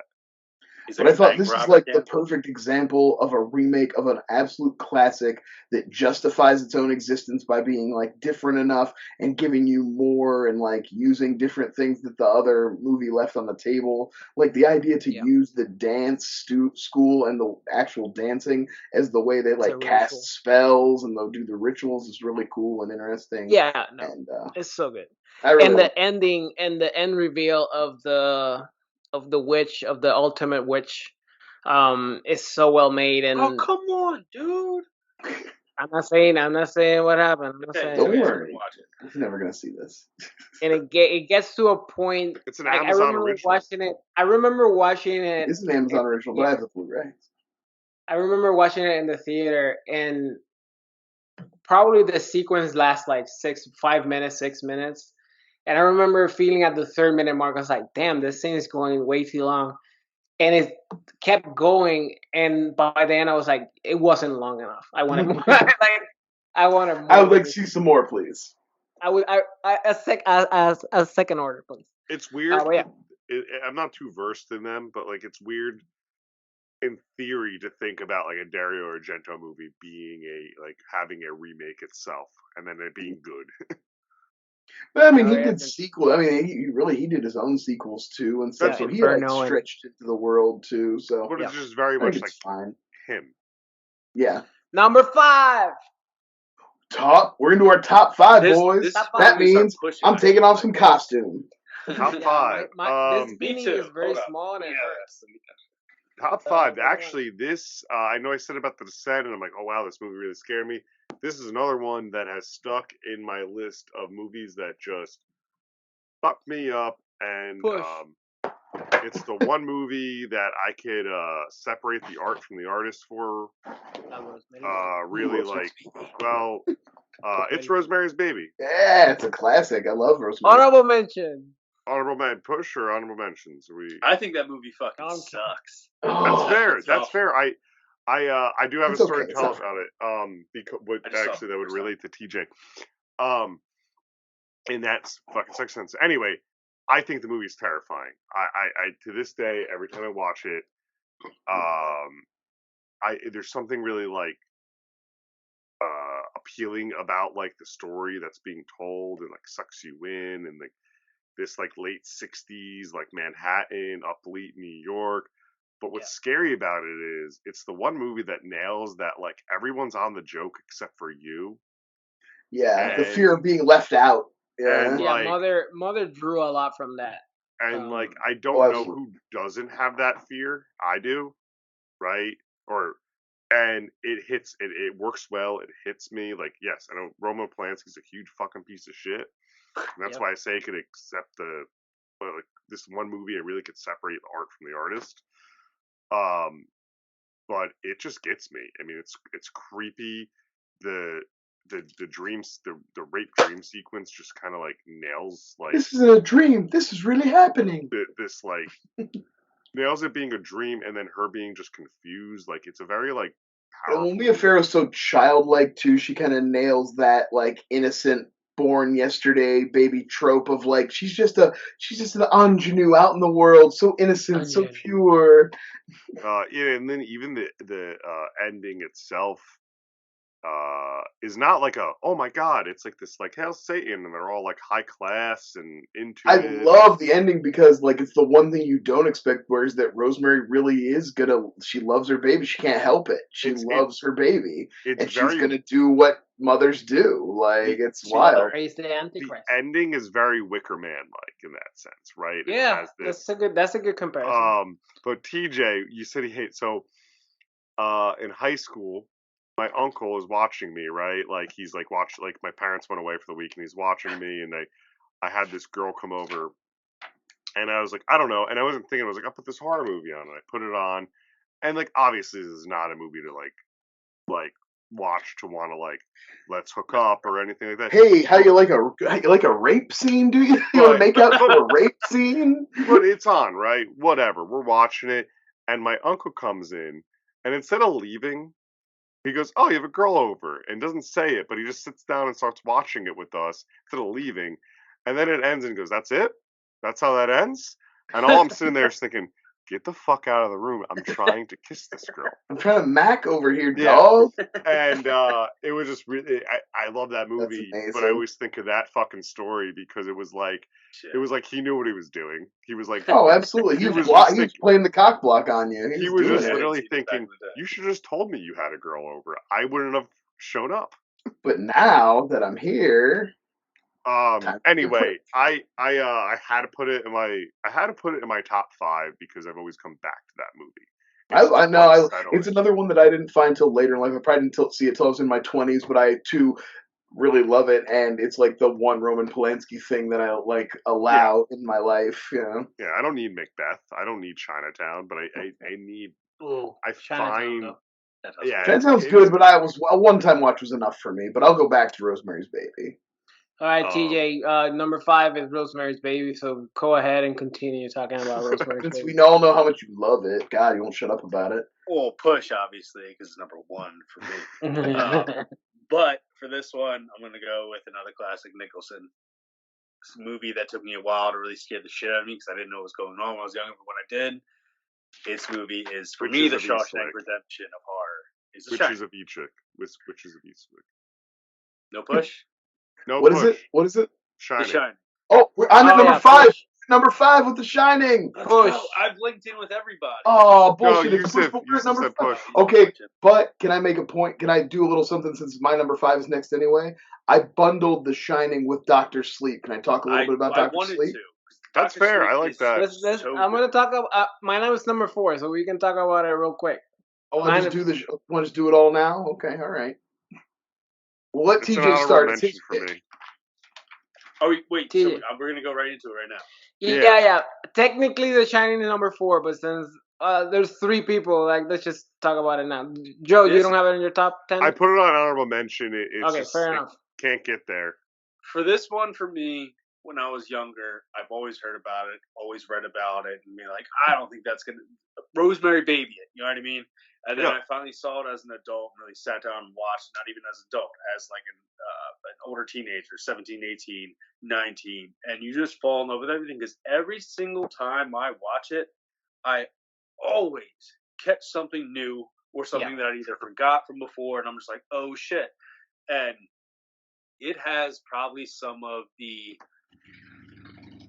scariest scenery that I've seen in the couple seconds they give you. The whole little girls, the story behind it, everything. Because the best part about that is Kubrick gives you those stories about the different got people who were doing the role before Jack Torrance was, and you do it in your own brain. You make it all in your own brain, and then you see these little glimpses, and you have to build the rest in yourself. It's You know what I brilliant. mean? It is one of those movies that it could easily be in top 3, but at this point in time, it's like picking and choosing your favorite kids. So, like, for The Shining, it's probably next to, as cliched as Joker, like one of my favorite Jack Nicholson roles, because I know I the story thought behind it. I thought you were talking about Joaquin Phoenix Joker. One of my favorite movies, right up there with Joaquin Phoenix Joker. Right up there with the Joker. Even though obviously everyone knows what happened behind the scenes and how torturous Kubrick was. Oh yeah, that's another asshole that we gotta separate the artist from the art. I didn't put Jeepers Creepers on my list specifically because of fucking the pedophile, but that one's hard to separate the artist from the art. I can't with that one because of all the scenery in it. But no, because the movie is about kidnapping kids, and it's like, all right. Yeah, dude, The Shining's one of those movies though too that like generally people are like, yeah, I don't like horror movies, but I love The Shining, and that's right, not it's like that Silence of the Lambs thing where it's got that prestige where it like it leveled up past just being a horror movie because of Kubrick. You know, there was a moment, and she might hear it, and I was dating a girl when early 20s, right, who've seen this movie and called herself a cinematic genius when it came to shit, right? We're watching The Shining, full on, not director's cut, but just unedited DVD. It gets to the girl's twin scene. She never noticed that it does the quick flash of the body parts everywhere of them. And she was beside herself. And she's like, they can't show that in this movie. And I'm looking at her, I'm like, it's rated R. And she's like, this is a PG-13. This is one of the greatest PG-13 horror movies of all time. I was like, no. Well, if you want to be an asshole, or you'd be like PG-13, and it exists when this movie exists when The Shining came out. Yeah, I'm sitting here with her. I'm just like, that's like the most iconic scene behind him. Just the one track shot of him riding through the hallway. Like this movie, you can easily like just talk about it, but it's arguably one of the best made horror movies in terms of like the technical aspect of Kubrick's deliberate way of filming everything that happened and how he manipulated the hotel to make it seem, despite it being so huge, so claustrophobic and so entrapping, everything that encompasses their surroundings. And he gives it that otherworldly feel where you kind of like, it feels, it's such a concrete place, it's a building, it feels real, but like somehow the dynamics never work out. You never can like tell where you are in any of the buildings. You're like, you're always off center, you're always out of sorts. Like, and despite him giving you multiple scenes of Danny riding around and almost laying a map of the hotel, there's multiple scenes that the lighting doesn't make sense, like where the light source is hitting from, and you're like, what the fuck is this, and it's subconscious too. Like, you pick it up the more you see it, you're like, oh wait, that's fucked up, that shouldn't be this way. What the fuck is happening? So my thing with this movie, always, every time I watch it, it's so cold. Like, it's the one movie. There's a few movies that makes you feel the cold of the movie, and then the sound mixing. Like, I know that's a corny thing to say. Like the whipping of the fucking outside storms, the wind constantly, consistently through the movie, and like it feels like if we put it on right now, the four of us, it would feel like we'd be like, it's wintertime. I'm in a snowstorm. I mean, Misery has the same thing too. But like, yeah, that's what I always pick up. Honorable mention, Misery. But The Shining is fucking amazing. I mean, we can't. But there's something that I wanna allow it to you. I want to lobby it to you, Brian. Okay, go ahead. Doctor Sleep.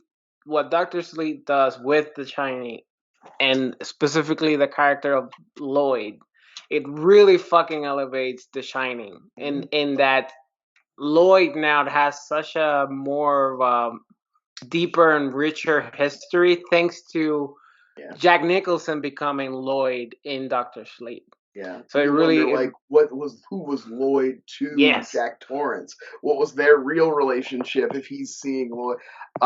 Yeah, like the reason I bundled them both, I think Doctor Sleep is really one of those movies like Blade Runner 2049 that can elevate the material. Yeah. And it had such an incredibly difficult tightrope to walk by being an adaptation of a book and a sequel to a movie that's an adaptation of a book that's not faithful to the book but is super popular. Yeah. And unfortunately, I do think some of Doctor Sleep's weakest things is when it's trying too hard to tie itself to The Shining. The stuff that I like the most in Doctor Sleep is like the first 2/3 where he's going up against the True Knot and, and learning about them and learning about the girl and, learning more about the way The Shining works in this world and how that, I think Mike Flanagan is I haven't loved every single thing he's done, but I think he is one of the, best horror directors working right now. I think he's way too stuck in King's World too. I've lost a little bit of my love for him, but I do. Midnight Mass felt like it should have just been a Salem's Lot. Like if you're just gonna do it, just do it. Like just make Salem's Lot. Shout out to the main bad guy. Oh fuck, I'm blanking on. Rose the Hat. Yeah, as Rebecca. Yeah, no, but the actress, she Rebecca fucking Ferguson kills. as Rose the Hat. One of my favorite, right along with David in the new Alien movies, as one of my top villains of the 21st century of movie villains who've just stuck and been really incredible. And not even that. It's there is part of her where you could the worst or the best and worst part about these villains, you can kind of find yourself was following. I might. Right, you can see her manipulating. She's charismatic. She's beautiful. You know. And shout out to the kid from The Room for just showing up for one scene just to get fucking mauled. The most brutal on-screen death of a child in any movie ever. Like if you watch the director's cut too, it's even longer. It's just gruesome. Oh, gonna do that now. That's Mike Flanagan, right? Yeah. Yeah. He knocks it out of the fucking park. Yeah. Well, I mean, just even the small scenes in Doctor Sleep were incorporating both, when he meets the girl, robs the girl, and then leaves her, and then he sees the younger girl later, and you're like, oh shit, she died, the kid, and it just fucks you up, and it's what Kubrick did in the beginning, what's happening, you kind of already have the seeds planted in your brain. It's where your brain takes you, and then it tells you fuck. Wish anyone knew that, but it's good. Great heart. All right, so I'm circling back to my 5 because The Shining was my 4. Invasion of the Body Snatchers, 1978. But it is a fear. Is that one count as a remake? Yes, it is a remake. But there's another one called Invasion from Mars, which is almost. No, there is an Invasion of the Body Snatchers from the 50s. Yeah. Yes. Yeah, and the main dude has a cameo. Mm-hmm. He's walking. And the belief is that he's always walking from the first movie. But yeah, Invasion of the Body Snatchers, man. That's one of those movies that really did live up to the hype. Like TJ was saying about The Shining. I kept seeing it in multiple lists. This is one of the best movies ever made, blah, blah. And it is so goddamn entertaining. It's one of the few movies of that era outside of because it's hard to say that Rosemary's Baby is super rewatchable because it's a slow burn. Not. Horror movies back then are super slow burns, but this movie is so much fucking fun with the young Jeff Goldblum. Donald Sutherland is so good in this movie, and the practical effects. I know it is. The practical effects are so well made. They're it really are has great body horror, and it is one of those movies that it is not complex at all, but it doesn't spoon feed you everything that is happening, like the formation of the pods, how they take over the bodies and stuff like that. It reveals itself very naturally. it's context and it's a slow burn. Nobody's like sitting down and it's like, oh, they came from this planet and they're doing this because they need the resources of the. Like it's just like it's happening, and it's all, and it also has one of the most iconic endings ever filmed. Like it's Yeah, it has Um, that great ending. that was but the I love that. no. I really love it. You can watch that on Fear as well. Lon Harris picked it. Oh yeah, Early Fear take a shot. episode, and I'm out. it was my first time watching that, and I also I like fell in love with it with myself, Jusef. Like it's concerning, and Lon, I remember brought up a great point because it was like, oh shit, when we did, I think it was like COVID was still a big thing. So we related to like the anti-vaxxers, and he was like, they could reverse it. Like the movie watches it, and no matter what you what you politically think, 50 Cent. Yeah, you think can inject that in there. you In think the right. you're in the right. You think Mhm. you're Donald Sutherland. And it's also one of those movies as well, like Wicker Man and Rosemary's Baby. Like everybody's in on it, and you can feel him going crazy, trying to gather people. Like, hey, shit is going down. Yeah. Pay Fucking attention. listen This to is happening. yeah. And I mean that ending, like if you don't know it's going to, it's iconic now. So then you're like, that scene never happened. So like when I watch it, but like it's kind of like this ending of like you think you're following the woman who it was like the second lead the whole time, and you're like, oh great, we're just gonna get this kind of like punch and follow up, and then they're gonna like, team up, and then they're gonna go off, and they're gonna fight it, and you find out that she gets the reveal of like, nope, my man is turned. Yeah, it's a good movie, and it's very rewatchable. It's just Good fun. young Jeff Goldblum too. Yeah, Jeff Goldblum, like he's always been Jeff Goldblum. It's fucking wild to see that he's always been Jurassic this. Park? He's what? He's You not in Jurassic Park? He's so good in Jurassic Park. No, he's not. He is so good in Jurassic Park. Number 4, Joe. Let's kill it. Wow. All right. Top 4 is I had to do it. Halloween. Push. We knew it was gonna get here. Push. It's an honorable mention. So TJ now. For my number 4, I'm surprised we haven't done any of these yet. Maybe we have. I think maybe the 10 or 9s. But 1978, Dawn of the Dead. As much as we love remakes, It's an honorable mention. That's a great. Love to talk about rip on Zack Snyder, one of the greatest remakes. But 78's Dawn of the Dead is the first Romero zombie movie I ever saw.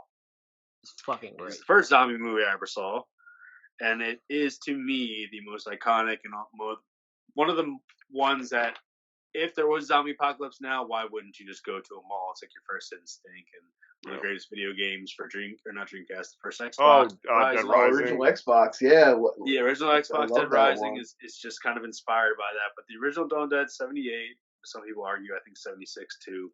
Who the fuck knows? It's free on YouTube. Go watch it. There's like 3. I have the rare, like I bought it from like online region free. And save that because that's gonna just keep jumping up in price. There's there's like 3 versions on the disc I own, and I never know which one to watch. There was an Arrow release too that like came and went real quick of Dawn of the Dead. Like, I have a 4K of it, and it's beautiful, but it's just I can't watch any of the special features though. Because they're all in German. Yeah. But I can watch the movies. It's just like your typical zombie movie is as much of a knock as that sounds, but like you get a lot of the elements of them in the mall where they're just kind of having a good time, which one of my favorite scenes when they're collecting supplies, they have to go to one side and bang on the glass, have all the zombies gather that way, run to the other side, and then when Tom Savini, shout out Tom Savini again, shows up with the Piker gang, it's probably one of the most gruesome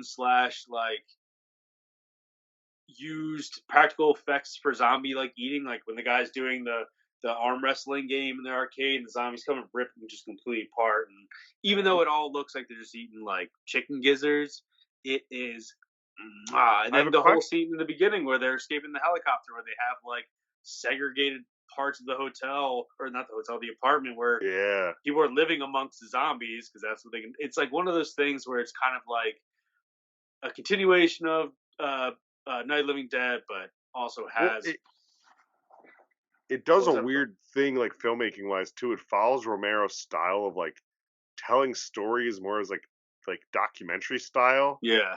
and not just like a linear storytelling, like compared to the remake, which is really. I had not seen 78 until a year or two ago. I just never had been able to get my hands on it and watched it, Yeah. and I was kind of surprised at how just kind of like day in the life it feels like. Yes. It's kind of a little more like the Zack Snyder version's got, it has like a montage that feels like that, but the rest of the movie feels very much just like an action movie from the early 2000s, with four elements. Just the But like changing of the. it's like that montage in the middle of Zack's is what the whole movie is of in 78, and like you really get to see them kind of like experience the kind of the kind of like excitement slash like newness of it, and then like into the boredom of it after you've kind of experienced everything there is to experience there. And like I don't know, it's how many good. times are we gonna go into the gun shop? Which again is crazy to me. There was a gun shop in the mall. Gun shop in the Sporting mall. goods store, but still. So I have a question about it.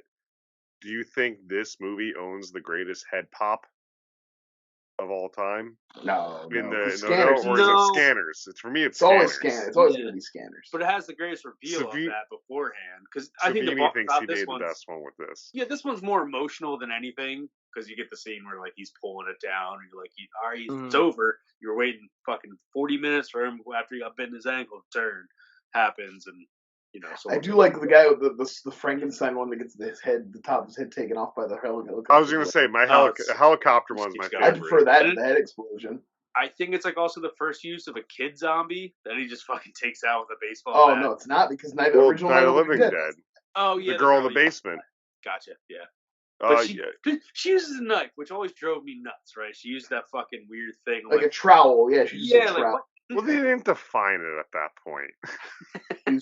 I mean, literally, George Romero was he was laying the groundwork. He's the guy. So, great pick, TJ. Brian, what's your 4? Yeah, number 4. This is one that did not make my DVD bunker list because it was too new at the time and I wasn't sure about it. But it's gone on to maintain in my eyes, and like I thought it was an instant classic. I still think it is. The Witch, 2015. Honorable mention for me. Honorable mention. Robert Eggers sat on my Eggers. list. I mean, like love a director who like bursts onto the scene with his directorial debut, right? Like, I mean, a guy who really makes his mark immediately. Love that. Obviously, star-making performance for Anya Taylor-Joy. Rafe Innes, who I only knew as Finchy from the British Office. If anybody's a fan of the UK Office, he's basically the David Koechner of that show. He's so good as the dad in that, and I really think the attention to detail and the realism makes it so much scarier. It really feels like it's a place that exists, and it really feels like so real because it feels so true to the period and everything. I really just I love all that. He went on to play the Green Knight in the Green. Yeah, he's the voice of the Green Knight. Yeah. I had that on my ushered in a whole era of prestige horror too. I mean, without The Witch, you probably don't have the rise of A24. Like, no. Yeah. And I like that you picked that too, because like speaking of horror and like there is a lane for this like this prestige horror has now become a joke for some people, but they're good movies and there's a fucking lane and they're scary and they don't deserve the like I know a lot of horror. This is still horror. Like I know a lot of horror people right now are pumping their chest because Terrifier 2 is doing real well, which is really cool story in itself. But those movies are fucking ass. Right. And it like they're using that to be like this is the anti A24 type horror movies where it's like no, fans made that annoying. The movies themselves are all good or bad. The movies themselves are legitimately good. Like you're more annoyed with the like uppity like nose in the air fans. Yeah. Who are like I can like horror because it's classy, And I think the one thing that shifting the conversation. Yeah. Back to The Witch.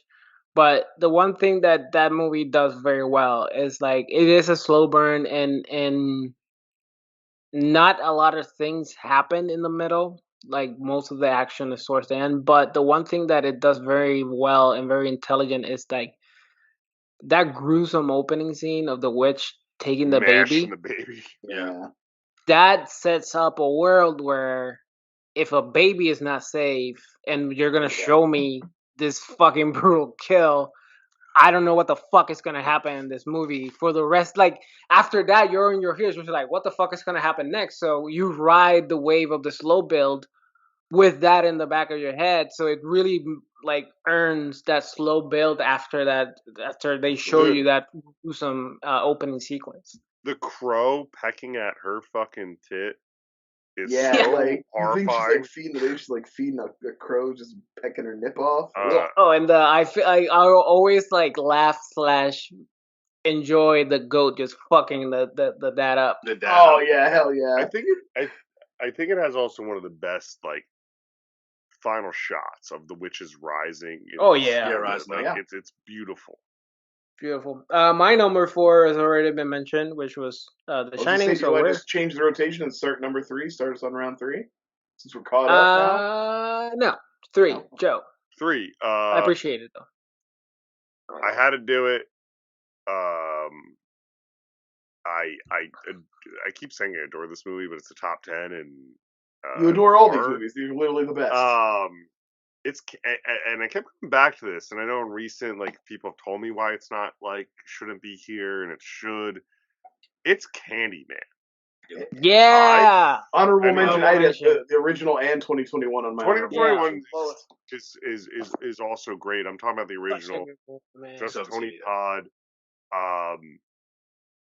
And it might not for everyone, but it's super rewatchable to me. Oh yeah, I do. I It's- love it's- rewatching it. It's haunting. And much like when I talked about Interview with a Vampire, horny. Yeah, it's Horny horny. too. It's like it's a movie I watch right. I simultaneously thinking like, why didn't Virginia Madsen and Tony Todd like work more? Yeah. Like they're both separately so good and watchable. Like in 2021, when I hear her audio, even on the voiceover, like you hear Helen on like a recorder, I get excited because I'm like, that's a really fun way You to get do horny. it. I get horny. She looks great in Get that horny. movie. But- And Tony, like his voice Oh. has to be like top 5 best voices ever. Ever. Like me. just ever recorded. It's Shout out me Tony and Todd for following me Todd. on Twitter. Thank you so much, buddy. But I He's watch watching the show. Candyman, Thank you for And, watching, Tony. and what I find crazy about Candyman An is, hour and 40 minutes in, I is bet like- you're still watching. yeah, the like the real urban legend of it with like the real like Bloody Mary thing of it, that Yeah. terrifies me to this day. Where like I So don't, I'm not I saying won't, Candyman. I won't really say I it. I'm love the a way they extrapolated that in the new one too, of like the different stories of trauma that all kind of like Yeah. every generation gets their own Candyman and has their own.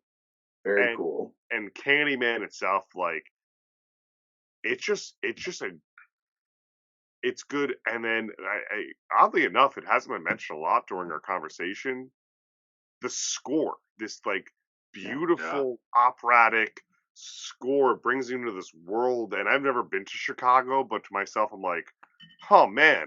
And I was gonna say the setting too, like the urban setting Yeah. for it is something that we had not seen in horror at the time. Like setting it in the projects, setting it, with a like Green obviously a greens. white lead, but like a lot of like there's definitely just a lot of like black vibe to the movie, Yeah. Yeah. And that's what I Despite mean. Like being I've directed had, by the whitest white Englishman there ever White as was. white. I But she saves that baby, Brian. She Saved saves that- the baby. Take that, I baby. I've I've been told by like people of color of like why the movie shouldn't work and things like that, and I just at the end of the day I'm like it works for me, and I think it's a great movie. Yeah, I mean, I'm sorry and that's the thing that's like they're unfortunately it's representing something different for them, and you can't, that's their prerogative to dislike for whatever. Yeah, reason. that's I'm not saying that in a I bad way. like the way they have the white in the new one, the white gallery owner named Clive, who like is trying to profit off the art of the black community, and he's like the first one to get it. I was like, okay, I see you, movie. My favorite tidbit about that movie has to be, though, speaking of Clive Barker, so it's a Clive Barker story, which is supposed to be in London, and it's a different, they just put it in, is the movie ends still with that bonfire, right? Like a Wicker Man type thing. And it works in the movie. That's not a thing in Cabrini Green, right? It's the middle of winter. No one burns a thing. It is a thing in London, where the ghettos of London where it was supposed to be. And they just kept it because it is visually cinematic. Climax. Yeah, good climax. And when you know that it is funny as shit, you're like, yeah, it's like 10 degrees outside, and like they're just burning shit out. That's and why like, they need that big fire. Anyway, I heating for the entire complex. I was really excited to put for this top 3 that we have coming up. Oh yeah. TJ, number 3. Well, I pushed Joe, and I'm going to be the basic bitch and just put it as my number 3. Being gloss over it because we will be talking about it in an upcoming episode for our favorite Halloween films or our Halloween film draft. But Halloween, it is Perfect movie. Definitely on my bunker list for sure. Yeah. Honorable mention. Yeah, so it's just TJ and I. So like it's again one of those most cliche picks ever. Yeah. Does it have its flaws? Absolutely. Now is it like basically beaten to death? Absolutely. But this movie is a fun fucking horror movie. It works. It works. It's one perfect standalone piece of art, though. You cannot take it away from it. I call it. I know, Brian, you've disagreed with me recently. I'm right with you, TJ. I call it one of the few, even though it was sitting at like 4 on my list. I call it one of the few perfect movies. Like it's and it's not a knock to it, but it's like it's the development of having a first-time director, low budget. You got to make some of these things work and make them work. It's a Steven Spielberg almost thing with Jaws. Like, it didn't have a lot, and what it was able to put out on the screen for what it was and what it was written as, you wouldn't. There's no way it would ever happen again. It's just one of those things that's just very, very, very simple and great because that's all it is. It's a very simple story, simple characters, very well executed. Any horror movie. There's no Oscar-winning performances, and like again, I made this argument last night on Twitter. It's like there's nothing about the film where you can pick one person out. Sure, Jamie Lee Curtis is great; she's a great final girl, but like it's the most novice acting you will ever see on all the characters. But again, everything just hits everyone. Except for Donald Pleasance, obviously. Oh, sure. No, you're right. Except for Donald Pleasance. But it's a movie where, like, as you said, like everything serves its purpose in it, and Michael Myers himself just. And the score. Well, it's the score. The score does all the work. The movie doesn't work without the score. Mm-hmm. But Michael Myers himself serves that purpose, and like, yeah, he's technically limited, but when he shows up, you notice, you pay attention, and like, it's the little things, right? The scariest moments are the little things of him just watching. I'll tell you what, too. Like, you could put any little kid in any scary costume ever.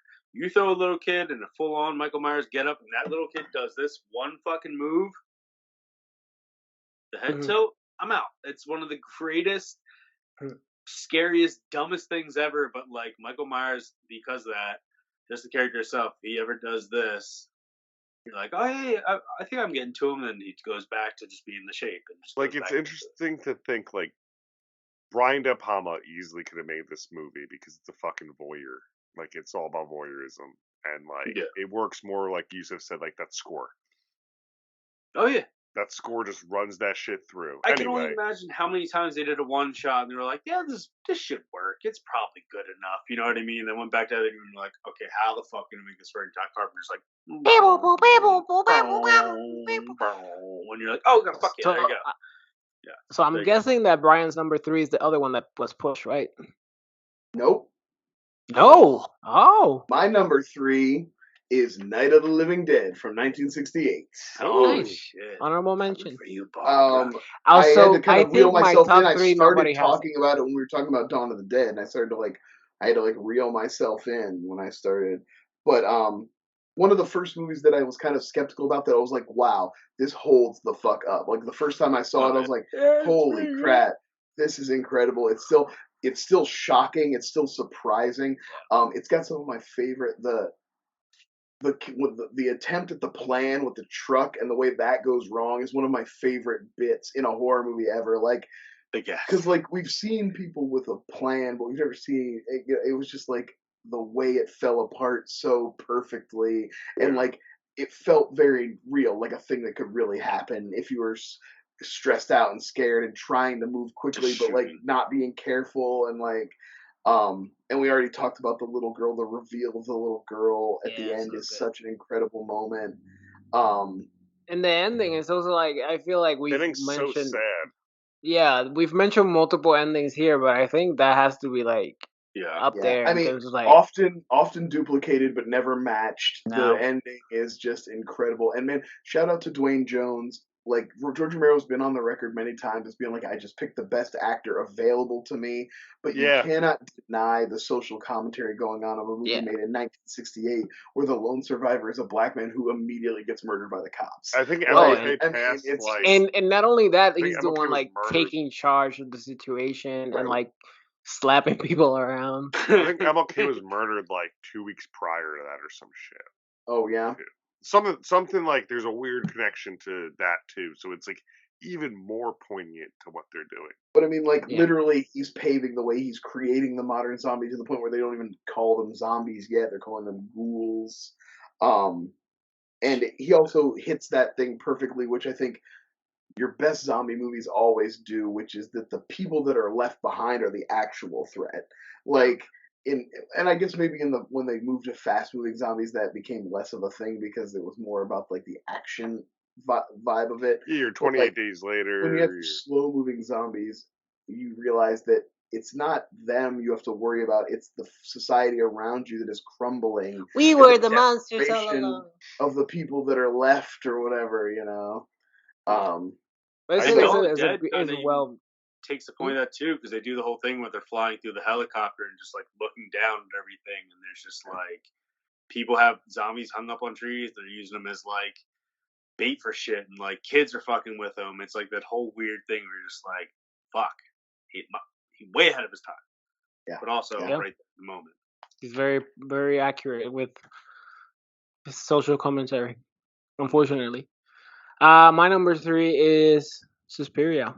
The original Suspiria. I fucking love that movie. It's so gorgeous, and it's very rare to call a horror movie gorgeous. Like the vibrant colors, the funky techno symphony. Oh, the Goblin soundtrack is like like half the movie. Like we talked about soundtracks when we were talking about Halloween and Candyman, but like you cannot deny the Goblin when she's the first scene where she's walking.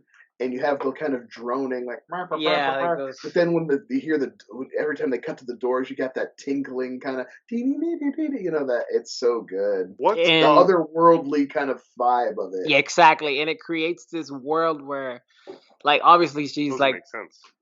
Exactly, like she's in this fucking ballerina school, and things are happening around her, and like this kind of quasi slasher movie, psychological thriller, witchcraft, everything's happening around her, and the reveal of everything that's like slowly unfolding, and her acting, she's a very good actor. She's like I know we mentioned like Jamie Lee Curtis is not great in Halloween.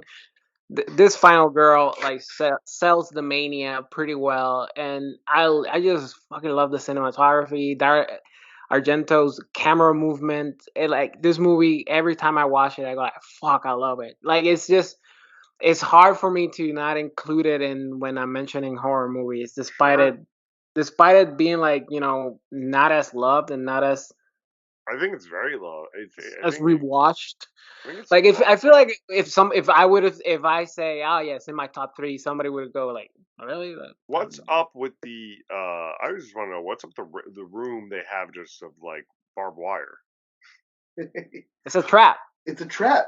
You think Yeah. you're escaping, and you fall You into think that. you're escaping, you're falling through the barbed wire. It's where I Jigsaw Spider-Man 2 learned it. It's I feel like it's like they're probably like filming Jackass and That's you just it's a stumble into that set.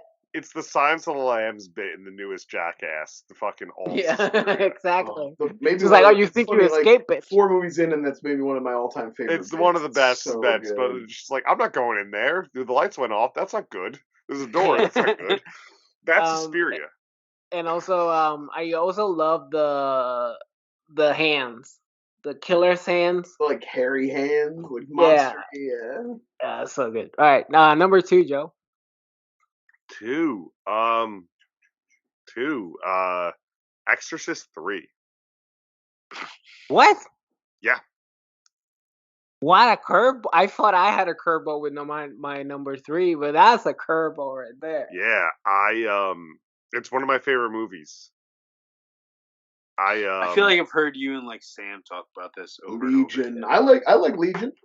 Exorcist 3 is like, so like, and this is favorites, right? This is where we say favorites. Like, Absolutely. I am one of the cliche people where I will say the original Exorcist, generally, I have a hard time watching. It hits me. It scares me. It's not, it's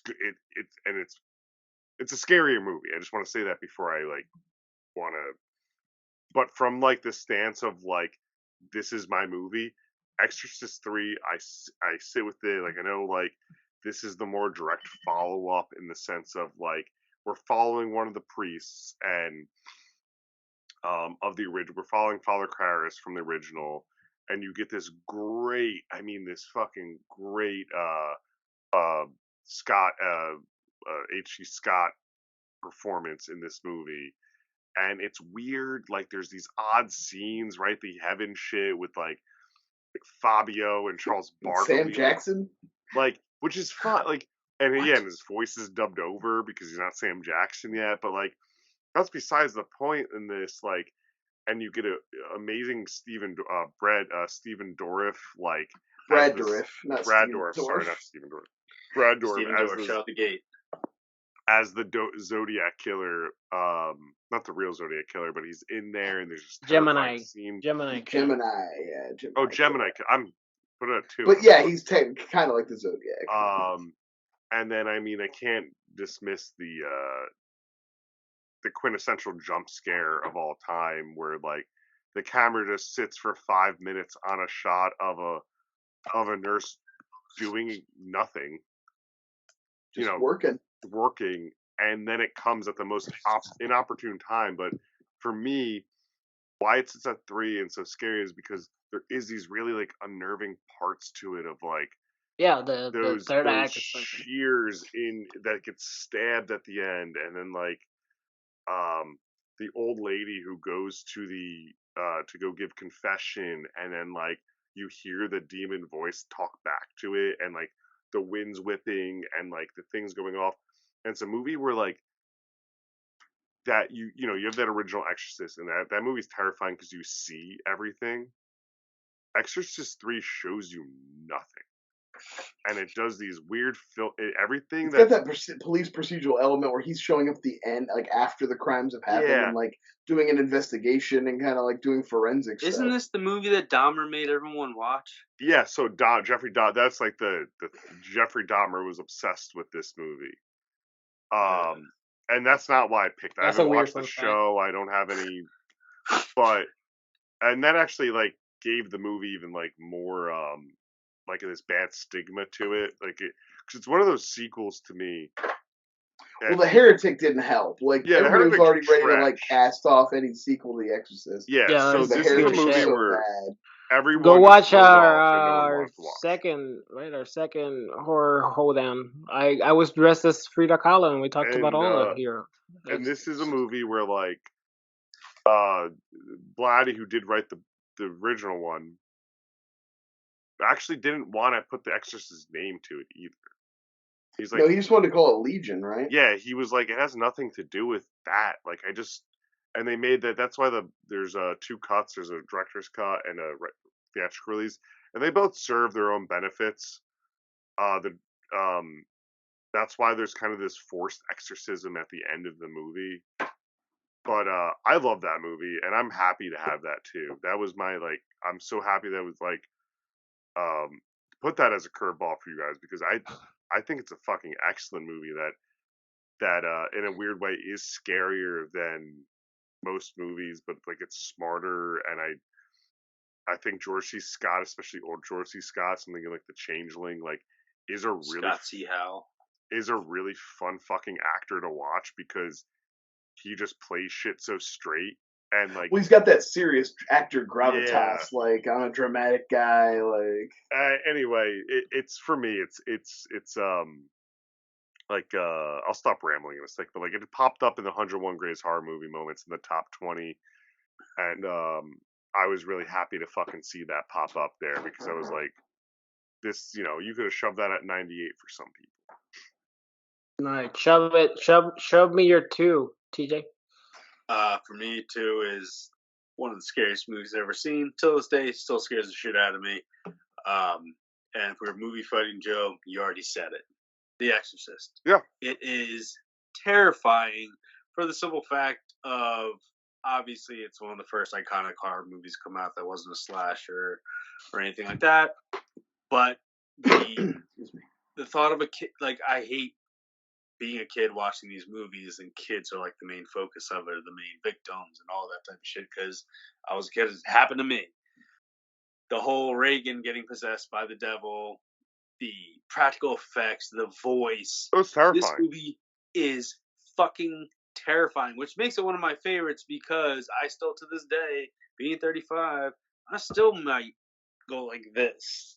That's why I didn't. That's why I didn't put it on my top. Just for the I put it on as favorites over scary. You know what I'm saying? Sure, it's funny, when I did my bunker list, I left Exorcist off as an honorable mention, knowing that Matt, my co-host at the time, would have it in his top 3, and I was like, I don't need to put it on there. We're gonna talk about it, and I kind of felt the same way this time around. I was like, somebody's gonna get to the Exorcist. I'll be fine if I leave it off. No, TJ, I love that you have that.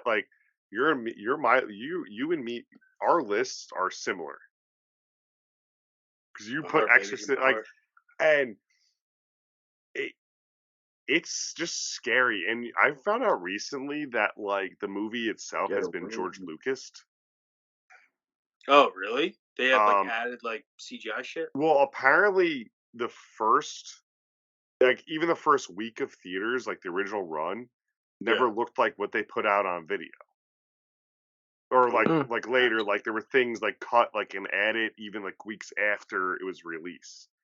Shit. Or taken out. And then the version I own, because I do own the movie, the only one I was able to get was the one they re-released in 2000. That does have added things into it. The directors, it's a classic for a reason. It's very well made, amazing practical effects. Linda Blair kills it. I feel bad for her. She's one of those Hollywood stories. One of the movie lines that I use in my regular life all the time that is, you wouldn't think of, why you do this to me, Demi? Yeah. Anytime somebody wrongs me, why you do this to me, Demi? His mom. Shit. And of course the classic score. I know, this top 5 has been score heavy. And the cinematography too, man. It's a reason why that poster is so fucking well known, is because the way that scene was shot, you were like, oh, that's fucking great. The darkness and the light just hitting the priest as he walks in. Well, it's a great movie. Honorable mention on my end.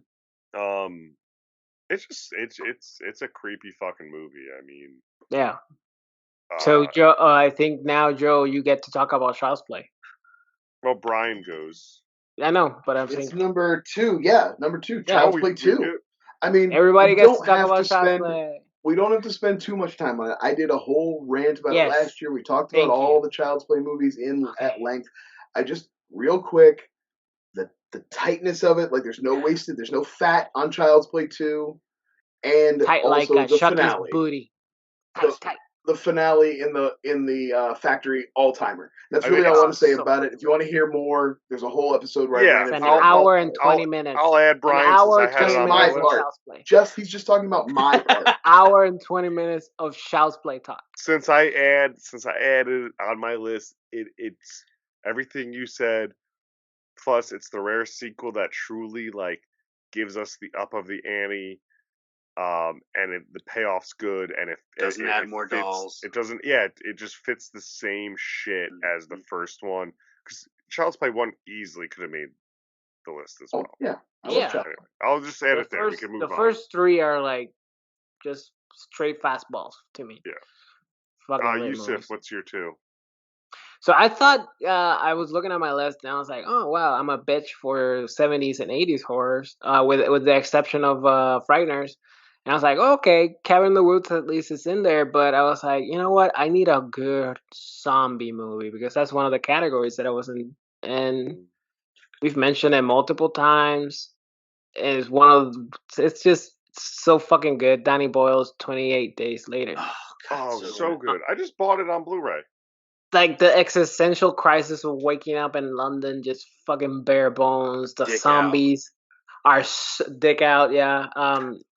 Good dick though. Good The dick. zombies just like they leveled up the zombies. They leveled up the humans around them. The sheer terror of like trying to survive in a world that really doesn't want you to survive. I'll tell you the moment that always got me in that one, and like it's something that I still think hits hard. It hits harder than most zombie movies ever go.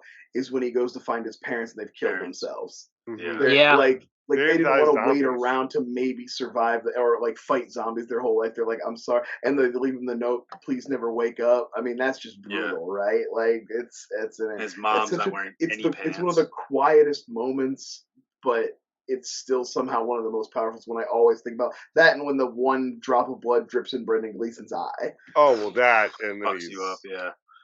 Or because he's your daddy in that movie. He's your daddy. He's your cuddly daddy. I love the build up of when he finally does get found by I don't know, Naomi something and the other guy, and then you get this nice cool camaraderie between those two folks, and like, oh, they must have been going through this forever together. And then No, one they jumps just in the met each window, other. you get the arm, and he's like, no, and she doesn't hesitate for a second. She just hacks my man in fucking pieces. I'm like, Yep. oh, maybe they weren't Right that tight. then and You know what there. I mean? That movie And the sequel is not bad. It's not great, but it's not bad. It's fine. Yeah, but that movie I think is like close to perfect as you Chili? can get, Especially especially in that genre. Especially in that genre. Between like literally 28 Days Later, the Dawn of the Dead remake, and Shaun of the Dead were such a strong trilogy that came out like within a year of each other that they've literally sustained zombies as a genre since. They have not gotten out of the zombie era. But even 28 Days Later, my middle school, my developmental middle school. Oh, shape. I don't know. I'm saying it shaped. It shaped my Oh, I saw all you three cut in out. theaters. You cut out for me, so I was like, me and my best friend Chris used to literally just go to the movies and like buy a ticket to wherever was showing with no like intention, and all three of those movies were things going, and it was the time where when you were like 12 or 13, they were not checked. They were like, sure, whatever, rated like you could. No, my movie theater, nobody was checking those doors, so you could buy a family ticket to watch, a Pixar movie, and nobody was checking the doors. I always joke like we directly saw into the R movie. We saw Dawn of the Dead and we loved it. We saw Shaun of the Dead, we loved it, and then we saw whatever the thing is, 28 Days Later, and we loved it. And but we would literally go see so many movies like that where we'd show up. Me and Chris literally went to go see Something's Gotta Give, the old people movie, and we're like, that was phenomenal. Like that's how frequently we're there each week. Something that a good one. But yeah, I saw 28 Days Later as a 13-year-old, and it's one of the few movies that I remember legitimately gripping my seat during a lot of the sequence. Like it's truly terrifying and a very well made movie. Number one. Joe, what's your number one? Number one, I went with the classic. I'm sure you all fucking see it coming. and I couldn't help but put it No, number dude, one. you went with Exercise 3. I cannot see what's coming. I'm stuck. Nightmare on Elm Street. It's my favorite of all time. Honorable mention. There's no way around it. There were other Nightmare movies that I was like, with only wanting to choose one that I wanted to add, right? Like New Legit Nightmare. scary. I think, like New Nightmare, I enjoy a little more, to be quite honest. And Like New Nightmare made my bunker list. But Nightmare on Elm Street, I could throw it on after we watch it today. I love that fucking movie. I love the introduction of Freddy Krueger. I love Nancy as this final girl. I love the story element to it, and above all else, I love the kills and practical effects to it. And there's some truly terrifying shit, like her friend in the fucking bloody the bag following her through the school, and the random goats and the children. Like, it's just a good movie that I couldn't. Like everything else on these lists, right? There's scarier shit. I couldn't help but put it number one because it is my favorite. Yeah, it's absolutely legit. Totally legit. The original, because it's not as slaps, he still has. Oh, it's not, and yes, he's much scarier in the first one. It's probably one of the most terrifying movies. Although not maybe not scarier than New Nightmare though. But he's not slapsticks, but you still see Freddy, which is why it's there. Like, and I just think I would have put New Nightmare. I could easily swap New Nightmare and this movie. They're kind of on equal planes. But I'm sticking with that, and that is why I had chose it number one. The thing that I was talking about too when you talk about New Nightmare, it's like, yes, New Nightmare is almost as good, but it doesn't exist without Nightmare on Elm Street, which I believe you have to almost give a bump to Nightmare on Elm Street for, like, without it you wouldn't get New Nightmare. You couldn't, especially the way how meta it is. It definitely couldn't exist. And that's where this sits. And the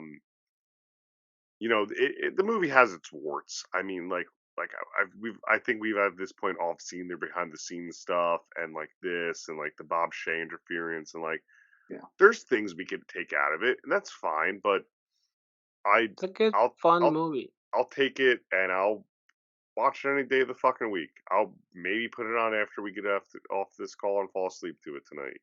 I'll do that. All right. TJ, hurry up because he's got to watch Nightmare on Elm Street. I mean, we're not going to spend a lot of time on mine. We kind of already know where this one's going because I don't know. Why do people assume I don't know that where actually anyone's going. I also don't know. I mean, because I was going to time that and just be like, my final one. It's Child's Play, guys. It is my favorite horror movie slasher. It arguably the acting in this compared to like any horror film of these like not generic, but like your iconic slashers. I don't know why it's generic, but like Freddy, Michael, Jason, Pinhead. Sure, I mean, I guess I don't really incorporate him in a lot of those things. But it's 2 fucking films. Hellraiser sucks. That's for a different show. I'm not gonna fight. But Child's Play for me, again, Child's Play 2 is incredible, but Child's Play 1 is where it all started. You wouldn't have Child's Play 2 without Child's Play 1. And also Child's Play 1 is kind of where it falls in the edge with Freddy. Like, Chucky's always going to be comedic. He's always going to be a great Brad Dourif character. But the first one, you didn't know where you were getting yet. And then the second one, third one, fourth one, fifth one. And then you guys have, obviously, the Chucky series now. But, like... So good. No, please tell me more about them. This is a scary, legit scary fucking slasher. Even more so than it being a guy who gets you in your dreams, that gets you and walks real fucking slow, but as powerful as anything. This guy tricks you into being your best friend, and as a kid, you're like, what would I want more than having me tea? Let me get a doll that talks. So sympathetic. It is so scary. The performances are incredible, and Brad Dourif is my favorite horror icon of all time. The role of Chucky underneath that fucking couch. Oh, the entire scene with the mom, with her, like, because that's too, the one thing with the Chucky is, like, in Child's Play 2. You fucking bitch! Yeah, like, people don't notice it. It's only, like, certain people, and if they do notice... Talk to me, damn it. The best part about Chucky 1, which even fucks you up more when you get into Chucky 2 and 3, is, like, you had 2 detectives see it and experience it, and still the fucking mom got taken away from the kid, and still the kid got put in a fucking homes, and, like, I don't know what happened with the detectives. I forget if they ever really chime into that, if they ever talk about them again. But They like, mentioned something too about how they clammed up because they didn't want to keep their jobs or whatever. yeah, so it's like one of those things where it's like these people saw this kid Fuck you, Chris believed everything he Sarandon. was saying, but still didn't get him out of Uncle trouble. motherfucker. Yeah, motherfucker was in Holmes. Also, original Fright Night. Yes. Tom Holland directed right. Fuck. Yep. Yes, Chris the kid, Sarandon that's right. You heard it here sick. first. The kid who plays Spider-Man directed both of those movies. You mean Uncharted? Yes. Yeah. Child's Play, I cannot argue. Nightmare, I cannot argue. Brian. Okay, so you probably have noticed on everybody's list, a lot of times, like your favorite movies, it depends on when they hit you in your life and how many times you've watched them, how long they've been a part of you. But my number one is a recent pick, and if you're fans and you've been following, know what probably this not going to is. be surprised. It's the fucking Ritual, man. Yeah, from you love 2017. that Oh movie. shit! Yeah. Hell yeah. Just, I mean, love we that you were picked like, as we talked about The Descent and we talked about From Dusk Till Dawn. It's Honorable mention. It's got that thing of like, it's got personal drama between the characters. It's got a situation that's already bad long before any creep or monster or shows up. you know, it's a situation already going wrong where you got a person hurt and you're lost in the woods and you're trying to take a shortcut that doesn't work out. And then once it hits that scene in the cabin and they wake up the next morning, they've all had these horrific nightmares and the dude is like naked. Sleeping up by the weird statue, and then that, and all that is then amplified once you get in to see the actual creature that's been causing this. And it's such a great creature design. The creature design is incredible. The creature itself is terrifying, but then the abilities of the creature are also terrifying. It's not just physically scary; it manipulates your mind. It like works on you. It has like it casts a spell on you, and it makes you see things that aren't there. It controls your mind. It's a very, very, very good movie, and I love Rafe Spall. I love that Rafe Spall has become like a big star now. Good for him. And that movie also, to find out that like what you're going into is like something, just everyone's just trying to protect themselves name of the movie, ritualistically, to save themselves against a creature, and none of the shit fucking ends up actually working. Yeah. And also check out The Night House and the new Hellraiser, because this dude has been killing it. He's 3 for 3 as far as I'm concerned. Like The Outsiders are just fucking it up for people that have been trying to, save. Well, it's that situation similar to The Wicker Man. Like he stumbles upon those people are just trying to live their life. Like they're just dealing with what they're, what's in their world. Their deity. Yeah. No, that's a good word, deity. But anyway, so if you haven't seen The Ritual, it's still on Netflix. It's go check it out. It's fucking good. Slaps. Great. Is there a physical release of that yet? Somebody made me a physical release because they love me. I sent Brian one. Oh, nice. I put it on a DVD. Yeah. Nice. That's awesome. Because they love me. Because they love me. My number one, I bet nobody can guess it. But in theory, is a basic bitch pick. But I've rewatched this movie countless of times, and every single time that I watch it, I walk away loving it more. And it cemented itself once Joe picked it for a main show episode, and then everybody walked away with saying that movie is fucking amazing. And my number one is Black Christmas. Oh yeah. The honorable mention. Not Black Christmas, but Christmas Evil made my honorable mentions, which is like I thought it was weird to have a Christmas movie in my top 10 horrors, but yeah, Krampus number one. Krampus was in my honorable mentions as well. But Black Christmas, man, that movie has everything that I love about horror. Like it's psychological, it's a slasher, it's fucking weird, it's funny, it's claustrophobic since I've ever heard on film. It has weird creative characters like the drunk old lady, the slut shaming of Lois Lane. Yeah. the weird boyfriends. Like there has so much stuff, so much meat on the bone for you to bite. Yeah. It has sorry, Joe. To just close out my thought. Again, a wonderfully fucked up ending. I love a good horror movie that has a wonderfully fucked up ending. And I just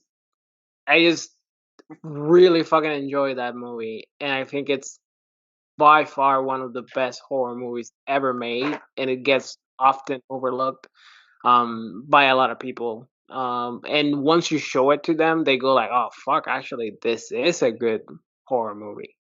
But I would put it at for my tastes. Sure. I put it above a Halloween, above a Friday, or above a Freddy in terms of like those they tend to be lumped in because. Yeah.